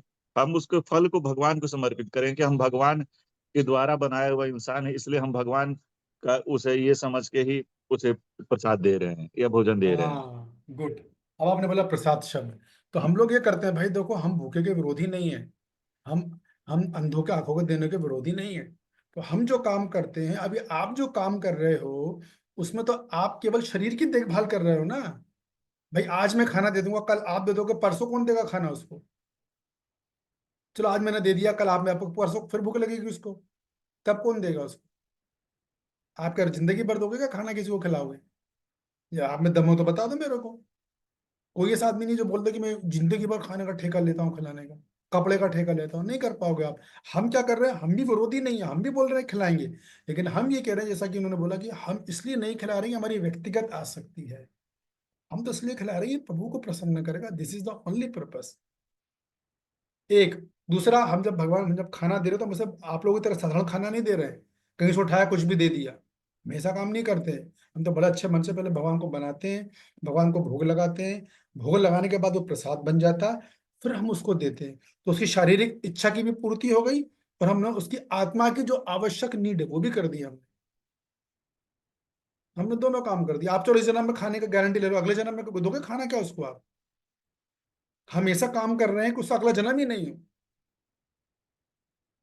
और अगर हो भी जाए तो भगवान उसको, भगवान से चूंकि हम जोड़ देंगे, उसका सारा काम कंप्लीट हो जाएगा। ये एक छोटी सी कथा है, ये कथा से आपको एक कॉन्सेप्ट अच्छे से समझ में आता है। एक छोटा सा बच्चा था, वो मेले में गया अपनी मम्मी के साथ, मम्मी मम्मी मेले में जाना है, मेले में जाना है, पापा ने मना किया, मम्मी ले गई चलो। मेले में गया, रात हो गई, भीड़ बहुत ज्यादा थी, बच्चा का हाथ छूट गया, बच्चा अकेला रह गया। मम्मी ने बहुत ढूंढा, मिला नहीं, घबरा गए, थाना सब चल रहा है, बच्चा, रात हो गई, अंधेरा हो गया, रो रहा है जम जम के, थाना मेला भी बंद हो गया, क्या करिए, मेले में फंसा, बाहर निकल नहीं पाया मैदान से, जो मैदान होता है। एक व्यक्ति वहां से जा रहा था, उसे बच्चे के रोने की आवाज आ गई, बच्चा कहाँ से रो रहा है, वो कूद के अंदर गया। अरे अरे बेटा क्यों रो रो क्यों रो रो, उसे लगा कि बच्चा भूखा होगा। वो सामने से गया, होटल खुली थी, वहां से कुछ खाना ला के बच्चे को दे दिया। बच्चे ने खाना खाया, बच्चा चुप हो गया, व्यक्ति चला गया। चलो ठीक है, चला गया। थोड़ी देर बच्चे ने फिर रोना चालू कर दिया, जैसे पापा मम्मी की याद आई। दूसरा व्यक्ति निकल रहा था वहां से, वो गया। उसने देखा क्यों रो रो बेटा, उसे लगा अरे ठंड का टाइम है, सर्दी लग रही होगी इसको, तो हमने दुकान पे गया, कुछ गर्म कपड़े ला के उसे कपड़े पहना दिए। बच्चे ने गर्म कपड़े पहन लिए, वो अपना शांत हो गया। फिर उन लगा कुछ देर के बाद मम्मी मम्मी पापा पापा ये वो दिस दैट करके। तीसरा व्यक्ति वहां से निकल रहा था, वो अंदर गया। बेटा कौन हो तुम, क्या हो, ना उसको खाना दिया ना उसे कपड़े दिए। उससे थोड़ी देर फ्रेंडशिप करी, वार्तालाप किया, और उससे उसका घर वालों का एड्रेस ले लिया, और सीधा उसने उसको माँ बाप के पास पहुंचा दिया। तो 3 लोगों ने सेवा करी। एक ने खाना दिया चला गया, एक ने कपड़े दिए कपड़े देकर चला गया, तीसरे ने खाना दिया ना कपड़ा दिया, उसने बस बच्चों को माँ बाप तक पहुंचा दिया। तो कौन बताएगा किसकी, शिल्पा जी किसकी सेवा सबसे अच्छी थी और क्यों? हरे कृष्ण प्रभु जी जो तीसरा व्यक्ति था उसकी सेवा सबसे अच्छी थी, क्यों? क्योंकि उसने सही लक्ष्य तक पहुंचा दिया उसको, जहाँ उसकी परेशानियां दूर हुई। ये काम हम इस्कॉन वाले कर रहे हैं। उसने तो फिर भी हम तो प्रसाद भी देते हैं, हम तो दवाइयाँ भी देते हैं, हमारा बलराम प्रोजेक्ट चलता है इस्कॉन का, क्लॉथिंग भी जाती है, हम जितना होता है हम सब करते हैं। लेकिन हम उसको सही व्यक्ति से जोड़ रहे हैं कि जिस प्रकार बच्चा माँ बाप के पास गया तो माँ बाप सारी टेक केयर कर लेंगे ना उसकी, अब उसकी सारी नीड फुलफिल कर देंगे। वैसे ही हम जो दुनिया के लोग, जो भगवान के बच्चे जो भटक रहे हैं, उनको हम उनसे जोड़ रहे हैं। ऐसा नहीं कि हम उन्हें भोजन नहीं दे रहे, हम दे रहे हैं, हम दवाइयाँ भी दे रहे हैं, सब दे रहे हैं, लेकिन हम उससे जोड़ रहे हैं ताकि वो जुड़ गया, Krishna will take care of everything. ये पॉइंट है, ठीक है ना? तो ये बहुत अच्छा पॉइंट है यहाँ पर कि लोग बहुत आसक्त हैं इन चीजों से। ऐसे अनेक लोग हैं जो पुण्य कर्मों से बहुत आसक्त होते हैं, शाकाहारियों में से बहुत अटैचमेंट, बड़ा गर्व में शाकाहारी हैं। बस शाकाहारी रहो, कुछ करने की जरूरत नहीं, कोई फायदा नहीं आपको शाकाहारी रहने से, अगर आप शाकाहारी भगवान की प्रसन्नता के लिए नहीं हो तो। दबंदर भी शाकाहारी है, तो क्या बोलते हैं अपना, ये कबूतर भी शाकाहारी है। कबूतर बनोगे आप बहुत सौ अगले जन्म में, ये बात है। आगे पढ़िए, कौन पढ़ रहे थे? नियत यज्ञ जैसे वैदिक अनुष्ठान उन पाप कर्मों की शुद्धि के लिए किए जाते हैं जो इंद्रिय तृप्ति के उद्देश्य से किए गए हों, किंतु कृष्ण भावना अमृत में जो कर्म किया जाता है वह अच्छे या बुरे कर्म के फलों से परे है। कृष्ण भावना भावित व्यक्ति में फल के प्रति लेश मात्र आसक्ति नहीं रहती। वह तो केवल कृष्ण के लिए कार्य करता है। वह समस्त प्रकार के कर्मों में रत रहकर भी पूर्णतया अनासक्त रहता है। ये देखो बहुत ऊंचा स्तर है। कृष्ण भावना पर यदि हम कर्म करते हैं तो फल से अनासक्त रहना बहुत जरूरी है। हम लोग अपने जीवन में देख सकते हैं, हम लोग जब डिस्टर्ब होते हैं अपनी लाइफ में, है ना, इश्यूज चल रहा है, भक्ति से संबंधित कोई दिक्कत आ रही है, तो हम तो डिस्टर्ब हो रहे हैं। भाई भक्ति वाला आदमी तो कम से कम अगर खुश ना रहे तो चित्त तो शांत रहता है उसका। क्लेशाग्नि, और आपने पढ़ा नेक्टर ऑफ डिवोशन, तो भक्ति जो वाकई में कर रहा है उसका पहला लक्षण क्या है? क्लेशाग्नि। उसके जीवन में किसी तरीके की चिंता, कोई त्रस्त भय नहीं रहता है, मुक्त हो चुका होता है। पहले ही नहीं प्रकाश कर पाते हैं भक्त लोग। क्लेशाग्नि सबसे पहला है। क्यों है? कुछ और भी कारण है, इस सबसे प्रमुख कारण है ये आसक्ति। कोई भी कार्य के पीछे हमको पूरा प्रयास करना चाहिए हम फल से आसक्त ना हो। आप देखो अपनी लाइफ में, आप जब भी डिस्टर्ब हो मतलब आप फल से आसक्त। हम कोई क्रिया कर रहे हैं और हम पर्टिकुलर वे में एक रिस्पॉन्स एक्सपेक्ट करते हैं। एक छोटी सी एग्जांपल देना, बहुत छोटा। हमने किसी को व्हाट्सएप मैसेज किया, हरे कृष्णा प्रभु, हरे कृष्णा माता जी, और हम ऑलरेडी एक्सपेक्ट कर रहे हैं तुरंत रिवॉर्ड आएगा, मेरे पास तुरंत रिस्पॉन्स है, वो आ ही नहीं रहा है। आधा घंटा हो गया, 1 घंटा हो गया, तो एकदम डिमांड डिस्टर्ब हो गया। क्यों? क्योंकि हम क्रिया से पहले ही फल से आसक्त थे कि दूर को अभी तक प्रभु जी का जवाब नहीं आया, मिस कॉल भी नहीं आया। तो हम लोग का बेनिफिट अब एक तो जब फल से आसक्त नहीं होना चाहिए, ठीक है मैंने अपना कर्म किया है, ठीक है जो भगवान दे रहे हैं वो स्वीकार है, एक। और दूसरा, एक अर्जेंट कॉल है। हरे कृष्णा, हरे कृष्णा। हाँ जी सर, हरे कृष्णा, मैं एक इंटरनेशनल अभी मीटिंग कर रहा हूँ। ठीक है सर, मेरी एक अर्जेंट जरा मीटिंग चल रही है, मैं आपको बाद में कॉल करूँ क्या ऑनलाइन? ओके हाँ हाँ। तो देखिए, ये होता है कि तो एक ये बड़ा फैक्टर है कि हमारा अटैचमेंट अगर रहेगा तो हमारे माइंड में डिस्टरबेंस रहेगा। तो अच्छे से नाम जब बढ़िया से करना चाहिए, बढ़िया से सही व्यक्ति का संग करना चाहिए, और गीता को अच्छे से समझना चाहिए और अपनी चेतना को समय समय पर चेक करते रहना चाहिए, मेरी कॉन्शियसनेस कहाँ जा रही है, मैं अटैच तो नहीं हो रहा हूँ। ये आप ध्यान रखोगे तो बहुत जल्दी आप देखोगे, आप तेजी से प्रगति करोगे। अब ये आया, भगवान ने 300 लोग सुनाया, 17, 18, 19, यहाँ पे हम एंड कर देंगे। इतना सब कुछ भगवान ने सुना दिया कि देखो अर्जुन, ऐसे निष्काम कर्म योगी होते हैं, वो स्वरूप स्थिति पर होते हैं, उनको कुछ कर्म करने की आवश्यकता नहीं होती है, वो आत्मा में रमण करते हैं, आत्मा में आनंद लेते हैं। हमने जरूर प्रभुपाद जी के तात्पर्य पर चर्चा कर ली, लेकिन आप अनुवाद अनुवाद अगर पढ़ोगे, यहाँ पे भगवान ने क्या बोला, अनासक्तों का कर्म करते हैं, ऐसे परम ब्रह्म की प्राप्ति होती है। अब यहाँ पे भगवान बोलने वाले हैं, जो मैं आपको बताना चाह रहा था। श्लोक क्रमांक 20 पढ़िए मनीषा जी।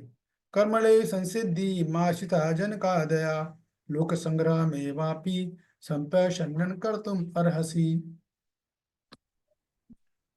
जनक जैसे राजाओं ने केवल नियत कर्मों को करने से ही सिद्धि प्राप्त की, अतः सामान्य जनों को शिक्षित करने की दृष्टि से तुम्हें कर्म करना चाहिए। हाँ, तो अब देखो मैं आपको जो बोल रहा था उसको आप अच्छी तरह समझ लो, नोट कर लो, इंपॉर्टेंट पॉइंट है, सेक्शन बहुत का। एक तो ये अध्याय अपने आप में डिफिकल्ट है, ये तीसरा अध्याय 20-20 साल से जो पढ़ रहे हैं उनको भी कुछ क्लैरिटी नहीं है यहाँ पर कहाँ पर क्या बोला जा रहा है। इसलिए बोल रहा हूँ, अब भगवान क्या बोले कि चलो अर्जुन, तुम्हें मान लिया कि तुम बोल रहे थे ना मुझे ज्ञान योग करना, अकर्मण्य बनना, अकर्म करना, अकर्म करना, संन्यास लेना है। तो पहले भगवान ने बोला चलो ठीक है, तुम इतना अटैच्ड हो फल से, तो पहले बोला निष्काम, उसके बाद वो मत करो, तुम निष्काम कर्म योग करो। अर्जुन बोला नहीं नहीं भाई, मैं तो फल से आसक्त हूँ, ठीक है सकाम कर्म योग करो। अब यहाँ पे भगवान ने थीम चेंज कर दी है, चलो मान लो कि तुम ज्ञान योग के लायक हो, ये बात आ गई। कोई कैंडिडेट है और वो बोल रहा है कि नहीं मेरी योग्यता जो है, ज्ञान योग की योग्यता क्या है, कौन बताएगा?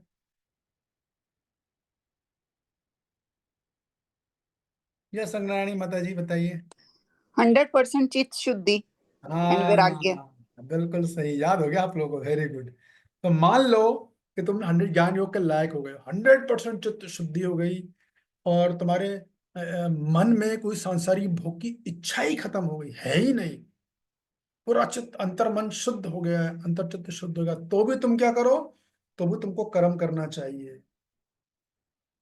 तो फिर प्रश्न क्यों करूं भाई, मैं तो पर्पस अचीव कर गया योगा लीडर का ना। नहीं, क्यों करना है, समाज में जन सामान्य में जो है उदाहरण स्थापित करने के लिए। इसको समझो आप इस पॉइंट को, जन समाज में उदाहरण। क्योंकि क्या होता है, देखो जनमानस होती है अ, अविवेकहीन लोग। आम जनता का मतलब क्या होता है, आम जनता मतलब उस जनता को बोला जाता है जिसके पास विवेक बहुत ज्यादा जागृत नहीं होता है। तो आम जनता को क्या, नकल करने की आदत होती है। तो एक बड़ा व्यक्ति वो देख लेंगे, तो वो जैसा कर रहा है वो वैसे ही करना चालू कर देते हैं। तो जब वो देखेंगे समाज के बड़े बड़े लोग, जो ज्ञानी लोग हैं, विद्वान लोग हैं, वो कुछ कर्म नहीं कर रहे हैं, तो वो भी कर्म नहीं करेंगे। वो इस बात को नहीं समझेंगे कि भाई उनकी चित्त शुद्धि हो चुकी है और मेरी चित्त शुद्धि अभी नहीं हुई है, तो ठीक है, अगर ये नहीं कर रहे कर्म, मैं भी कर्म नहीं करूंगा, मैं भी ये भी संन्यास लूंगा। तो वो नहीं करना है। तुम भले योग हो ज्ञान योग के, तुम्हारा चित्त शुद्ध है, तो वो तुम अर्जुन निष्काम कर्म योग ही करो, अनासक्त भाव से अपने नियत कर्मों को करो। क्यों? जन सामान्य में उदाहरण स्थापित करने के लिए। ऐसा किसने किया था? राजा जनक ने। जन का दया, देखा ना सब आपको, जन का दया, भगवान ने राजा जनक, सीता माता के पिता, उनका जो है उदाहरण दिया है यहाँ पर। श्लोक क्रमांक 20, कर्मणे भी संसिद्धि माँ सीता जन का दया। ये कर्मण में जिनकी सिद्धि प्राप्त हो गई है, मतलब पूर्णता को प्राप्त कर ली है, वो स्थित प्रज्ञ बन गए। कौन थे? जैसे राजा जनक थे, जनक जनक जैसे और भी अनेक राजा हुए हैं। उन्होंने क्या किया है? उन्होंने भी कार्य किया है। क्यों किया? लोक संग्रह के लिए। लोक संग्रह का मतलब होता है सामान्य जो लोग, लोगक समरेवापी। लोक संग्रह मतलब जन सामान्य को आदर्श स्थापित करने के लिए उन्होंने क्या किया है? संपश्चन कर्तुम अर्हसी, कि उन्होंने लोक संग्रह का विचार कर कर फिर भी कर्म किया है, जबकि वो उनको कोई कर्म करने की जरूरत नहीं थी, फिर भी उन्होंने कर्म किए। आप भगवान कृष्ण की लाइफ से ही देख लो भैया, तो आएगा यदि अतिथि श्रेष्ठा, श्लोक अभी आने वाला है शायद वो, एक मिनट, भगवान खुद, हाँ आ ही गया, देखो अगला श्लोक वही है 21 में ना, यदि अतिथि श्रेष्ठा। तो सिद्धांत क्या है कि जो बड़े लोग, महापुरुष लोग जो कार्य करते हैं, जन सामान्य उन्हीं का अनुसरण करता है। तो उनमें आप उदाहरण स्थापित करने के लिए आप क्या कीजिए, आप तो निष्काम कर्म योग करो, अपने नियत कर्म करो और जो है फल से आसक्त मत हो। ये बात है, सारी अध्याय का पूरा सार ये है। पढ़िए, तात्पर्य पढ़िए। तात्पर्य चतुर्थ शिला प्रपात द्वारा, शिला प्रपात की जय। जनक जैसे राजा स्वप्रसिद्ध व्यक्ति थे, अतः वे वेदानुमोदित कर्म करने के लिए बाध्य न थे। तो भी लोग सामान्य जनों के समक्ष आदर्श प्रस्तुत करने के लिए उद्देश्य से सारे नियत कर्म करते रहे। जनक सीता जी के पिता तथा भगवान श्री राम के ससुर थे। भगवान के महान भक्त होने के कारण उनकी स्थिति दिव्य थी, किंतु चूंकि वे मिथिला, जो भारत के बिहार प्रांत में एक परगना है, के राजा थे, अतः उन्हें अपनी प्रजा को यह शिक्षा देनी थी कि कर्तव्य पालन किस प्रकार किया जाता है।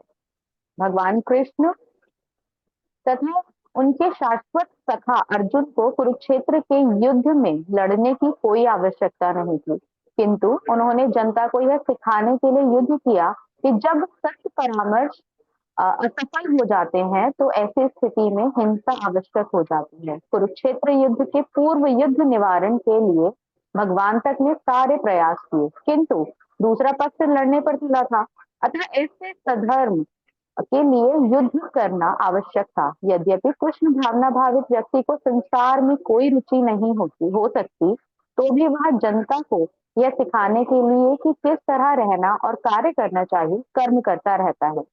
कृष्ण भावनामृत में अनुभवी व्यक्ति इस तरह कार्य करते हैं कि अन्य लोग उनका अनुसरण कर सके, और उनकी व्याख्या अगले श्लोक में की गई है। तो ठीक है, मैंने आपको पहले ही समझा दिया है कि चलो भाई, प्रभुपाद जी ने तो भक्ति तात्पर्य दे रहे थे। प्रभुपाद जी बोल रहे भक्ति योग में भी ऐसा ही है कि भक्ति योग में जो लोग सिद्ध अवस्था में पहुंच चुके होते हैं, वो भी, उनको संसार कार्यों में कोई रुचि नहीं होती, फिर भी वो कार्य करते हैं। क्यों? जनता में उदाहरण को स्थापित करने के लिए, आम जनता में, कि देखो मैं भी कर्म कर रहा हूँ, हालांकि वो अकर्मी बन सकते हैं। ये तो उदाहरण लो युधिष्ठिर महाराज का। वो क्या भगवान के महान शुद्ध भक्त, उनको क्या काम करने की जरूरत है, फिर भी राजकाज चला रहे हैं, लोग आदर्श स्थापित करवा रहे हैं, कैसे गृहस्थ आश्रम में रहना है, कैसे ब्रह्मचारी आश्रम में रहना है, कैसे वानप्रस्थ रहना है, सब स्थापित करके बता रहे हैं। ऋषि महाराज गृहस्थ आश्रम में रहे, बहुत अच्छे से उन्होंने काम किया। ध्रुव महाराज थे, सब अपने अपने, प्रहलाद महाराज थे, सबने आदर्श स्थापित किया। उन्हें करने की कोई जरूरत थोड़ी है। सब कार्य जो विधिक नियम के कार्य, उनकी आवश्यकता ही नहीं रही, फिर भी कर रहे हैं आम जनता में उदाहरण स्थापित करने के लिए। ये बात है, इसलिए किया। तो भगवान अर्जुन को यही बोल रहे हैं, बोलने वाले हैं कुल मिला के, कि देखो अर्जुन, भली तुम ज्ञान योग तुम रट्टा लगा के बैठे हो ना कि मैं अकर्म नहीं करूंगा, अकर्म नहीं करूंगा, अकर्म करूंगा, कोई कार्य नहीं करूंगा क्योंकि कर्म करने से पाप लगता है। तब भगवान ने सब कुछ बताया, निष्काम कर्म योग बताया, सकाम कर्म योग बताया, और अभी बोल रहे हैं कि चलो तुम मान लो ये योग। पहले तो भगवान बोला तुम लायक ही नहीं हो, मिथ्याचारी हो। ये अब क्या बोल रहे हैं कि चलो माना कि तुम योग्य भी हो, तो वो तुम निष्काम कर्म योग ही करो, क्योंकि समाज में जन सामान्य को एक सही संदेश भेजना है, तो वो भी आलसू और निखट्टू बन जाएंगे। और प्रभुपाद जी बोल रहे हैं कृष्ण भावना मतलब भी ऐसा ही है भाई, जो उच्च स्तर के भक्त होते हैं उनको कोई कार्य करने का, प्रभुपाद जी को कौन सा कर्म करने की आवश्यकता है? कुछ कर्म नहीं करना है उनको तो।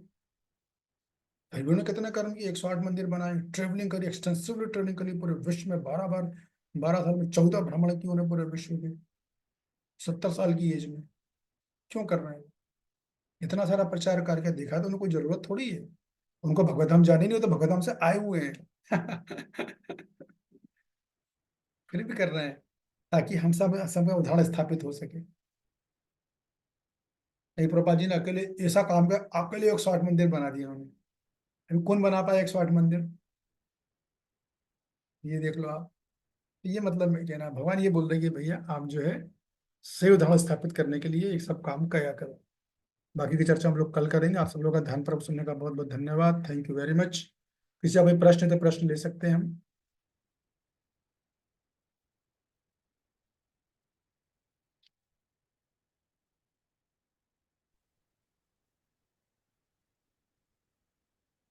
चालीस श्लोक है ना इसमें? 43 श्लोक है, अच्छा। यस, ओ दो लोग। यस, नीलांचल माता जी।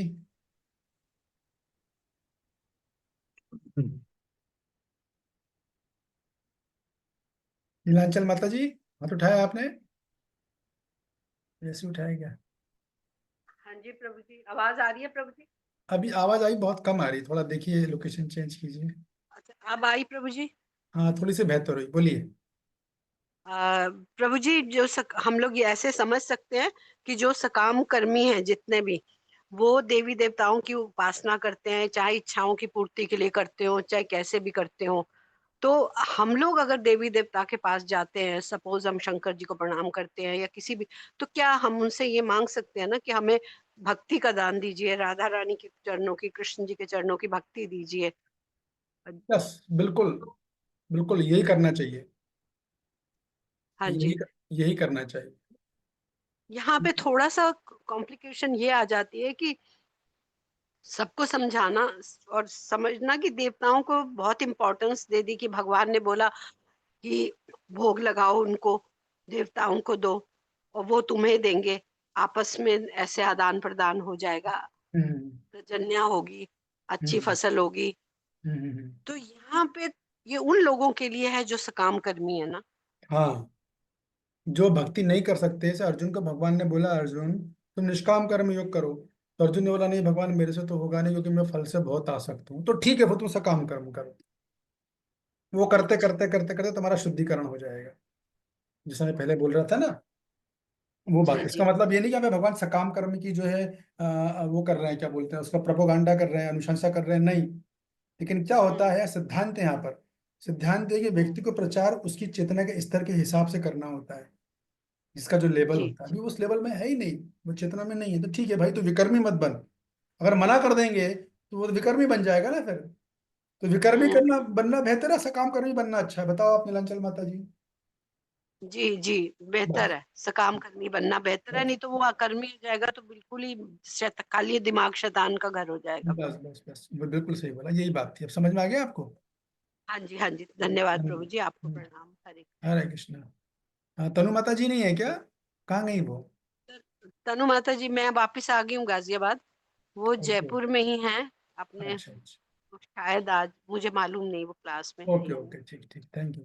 हाँ जी, शिल्पा माता जी बोलिए। अ, हरे कृष्ण प्रभु जी हम्म, मेरा एक क्वेश्चन था कि जैसे आप प्रभु जी कॉन्शियसनेस के बारे में बता रहे थे कि हम कॉन्शियस नहीं रहते, तो प्रभु जी मेरे साथ भी ऐसा ही है कि जैसे कहीं भी जा रहे हैं या मोस्ट ऑफ द टाइम हम अपने थॉट्स में रहते हैं, हम कॉन्शियस नहीं रह पाते। तो मेरा यही था क्वेश्चन कि हम अपने कॉन्शियसनेस को कैसे थोड़ा सा अपलिफ्ट करें। अभ्यास योगेन कौन्तेय, हैरी अगेन एंड अगेन, बार बार सुनते रहना है, बार बार प्रयास करते रहना, फिर भूल जाएंगे, फिर सुनेंगे, फिर आँख खुलेगी हमारी, फिर बार बार करना है। ये प्रोसीजर चलता रहेगा। इसी का तो नाम है साधना, जो निरंतर करती रहनी है, प्रोसेस है ना। सुनते रहिए, करते रहिए, सुनते रहिए, करते रहिए, सुनते रहिए, करते रहिए, और प्रार्थना कीजिए, भगवान आप मुझे ऐसी चेतना दीजिए, मैं अपने आपको बार बार याद दिला सकूं, मैं हर कार्य आपकी प्रसन्नता के लिए करूँ, जो भी कार्य करूँ आपकी, माम इच्छा तो धनंजय, माम इच्छा तो धनंजय, आपकी प्राप्ति के लिए कर सकूँ। ये बहुत इंपॉर्टेंट पॉइंट है, ये तो मिसिंग लिंक है साधना में। हम लोग सोचते हैं माल जप, माला कौन सी जप अच्छा होता है, आज मैं सोया तो आज मेरा जप बड़ा अच्छा हो गया, या आज मेरे को क्या बोलते हैं अपना, आज मेरे मन में बड़ा अच्छे अच्छे विचार है तो मेरा जप अच्छा हो गया। ये मापदंड नहीं है अच्छे जप का मापदंड, अच्छे जप का मापदंड बस यही है कि हमने कितनी माला कॉन्शियसली करी, भगवत प्राप्ति की इच्छा से करी, वो अच्छा जप है। और जब आदमी, अभी की बात नहीं करा, जब लोग जो है वरिष्ठ, जब वरिष्ठ हो जाते हैं, या सीनियर, मतलब काफी एडवांस हो जाते हैं, तब वो सो भी रहे हो तो हमेशा लगता है कि वो सो रहे होंगे, लेकिन वो कॉन्शियस रहते हैं। तो वो चलता रहता है उनको, ऐसा रहता है। तो अभ्यास से आएगा, बार बार याद सुनते रहिए, बार बार याद दिलाते रहिए, बार बार अभ्यास कीजिए, और चौथा भगवान से प्रार्थना कीजिए। ठीक है ना? जी ओके, प्रभु धन्यवाद, जी। Thank you very much. कोई कमेंट किसी का क्लास के बारे में? लंबी क्लास होगा आज हमारी पूरी, 6 बजे से 7:30 तक हो गई, 4 श्लोक कर लिए। कल हमें 21 से चालू करना है ना, ठीक है। Any comment? 4-5 दिन के बाद, कितना मेरे ख्याल में मंडे ना, 5-6 दिन तो हो गए हमारे, इसके बाद क्लास हुई है। सरंगनारायणी माता जी, हाँ जी, हरे कृष्णा प्रभु जी, धन्यवाद, प्रणाम। प्रणाम। प्रभु जी बहुत अच्छी क्लास थी, और आज जो आपने एक स्वरूप सिद्ध के बारे में बात की बीच में एक श्लोक के अंदर, कि वो टोटली डिपेंडेंट रहता है भगवान की कृपा के ऊपर, है ना। तो मुझे आपका ही स्मरण आ गया एक तो, कि मैंने आपका अभी वो पीछे सुना था जो आपने अपनी अपनी लाइफ के बारे में लेक्चर था ना। तो मतलब आप बता रहे थे कि कैसे मैं मॉर्निंग साधना में जाता था, मतलब मुझे था कि भगवान अब जो करोगे बस ठीक है, मैंने तो आपके लिए ही जीवन दिया है, तो जैसे भी मारोगे राखोगे वो आपका ही है, ठीक है ना। तो एकदम मुझे स्ट्राइक की जब वो सुन रहे थे लेक्चर। नो डाउट हमारे गुरु महाराज जी तो जैसे अभी आपने बताया कि वो सोए हुए भी मतलब जब करते रहते हैं, स्वरूप से जो होते हैं। अब गुरु महाराज जी की कितनी वो आई कि वो सोए सोए भी आरती कर रहे हैं, एच.एस. गोपाल कृष्ण गोस्वामी महाराज जी। तो इतने मतलब दिन में कैसा लगा आपको? इतने दिनों बाद क्लास हो रही है तो अच्छा लगा प्रभु जी। अदरवाइज तो मतलब टू बी वेरी फ्रैंक, ये जो हमारा घंटा 1.5 घंटा जो है बीत जाता है साधना के अंदर, तो हम कुछ और ही कर लेते थे। ऐसा नहीं है कि हमने घंटा 1.5 घंटा पढ़ा है कि अब चलो क्लास नहीं है कि हम पढ़ लें। मतलब अभी वही जैसे माता जी ने कहा कि चेतना इतनी शुद्ध नहीं है कि हम चलो, अगर जैसे अभी आपने भी बताया कि भक्तों का संग तो एक मोटिवेशन के लिए है, अकेले हैं तो हम क्या करते हैं, लेकिन हम तो अकेले होके तो फिर वही अपनी भौतिक बातें ही करते हैं। ठीक है। तो क्लास मिस नहीं होनी चाहिए प्रभु जी। तो भी मतलब कह लो कि भक्तों के संग से हमें भी आपका संग मिला है।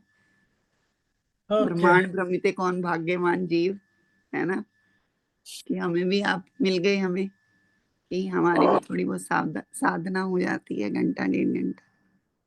ओके, धन्यवाद माता जी, thank you so much. Thank you so much प्रभु जी। हरे जो कृष्ण। कुछ बोलना है हमें सत्र एंड कर दूं हम यहाँ पे, 7:40 हो गए हैं। यस सनिता जी। हरे कृष्ण प्रभु जन्म प्रणाम। मुझे सबसे पहले तो थैंक यू कहना चाहूंगी कि आप इतना इतना अच्छे से आप हमें दे रहे हैं ना, एक स्पून फीडिंग कर रहे हैं ना प्रभु जी भगवगीता को पढ़ाने के मामले में, जो अभी तक हमारे साथ कभी किसी ने इतना पेन लिया नहीं है। मैं तो जब आपकी क्लास सुनती हूँ उसके बाद मेरे मन में एक ही चीज पर बस स्ट्राइक करती है कि मैं इस योग्य हूँ नहीं, लेकिन फिर भी भगवान ने मुझे अवसर सुनने का, और आप इतना ज्ञान दे रहे हैं, बिल्कुल बच्चे की तरह खिला रहे हैं। बस अब ये चिंता का विषय है कि इतने ज्ञान को धारण करने के पात्र बन सके, इसको एब्जॉर्ब कर सके। मेरे को तो यही चिंता लगी रहती है कि अगर ये क्लासेस खत्म हो जाती हैं, आफ्टर दैट क्या होगा पता नहीं। मैं तो धारण कर ही नहीं पाऊंगी, कैसे मैं इन चीजों को समा पाऊंगी अपने पे या अमल कर पाऊंगी। क्लासेस खत्म हो जाएंगी तो आप अगर अगर आप जिंदा रही और मैं जिंदा रहा तो फिर प्रॉब्लम क्या है? फिर प्रॉब्लम क्या है? देखिए नहीं, दूसरी बात है कि खत्म होते होते आपको इस लायक बना दिया जाएगा कि आपको धारण करवा दिया जाएगा। मुझे इतनी बुद्धि नहीं है इतना सब कुछ संभालने के लिए, मुझे तो याद नहीं रहता, लेकिन फिर भी मतलब मैं यही चाहती हूँ कि ये चीजें चलती रहे, मैं सुनती रहूं। पता नहीं मेरे में तो योग्यता ही नहीं है कि मैं कुछ अपने आप को एब्जॉर्ब कर पाऊं या याद मैं रख ये कह रहा पाऊं। हूँ आपको सब करवा दिया जाएगा, आपको बस एक ही काम है, सुनते रहना और जो जितना आपकी क्षमता समझते रहिए, बस बाकी सब करवा दिया जाएगा। भक्ति में अगर कोई भी चीज अपनी शक्ति से हासिल की जा रही है तो वो भौतिक है, ये ध्यान रखिएगा। और जो चीज हमें गिफ्ट में मिल रही है बस वही आध्यात्मिक है।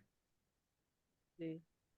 तो आपका बस ये ध्यान होना चाहिए हम क्लासेस बराबर अटेंड करें, सुने समझे, अपनी क्षमता के अनुसार पार्टिसिपेट करें, बाकी चिंता छोड़ दीजिए, बाकी सब हो जाएगा। ठीक है, जी थैंक यू प्रभु जी। तो धन्यवाद, thank you very Hare much. Hare Krishna. Krishna. समय हो गया, मैं नहीं रखता हूँ, डिस्कनेक्ट करता हूँ। कल मिलेंगे फिर शाम के 6 बजे। ठीक है, ओके। हरे कृष्ण प्रभु जी। दंडवत प्रणाम। हरे कृष्णा प्रभु।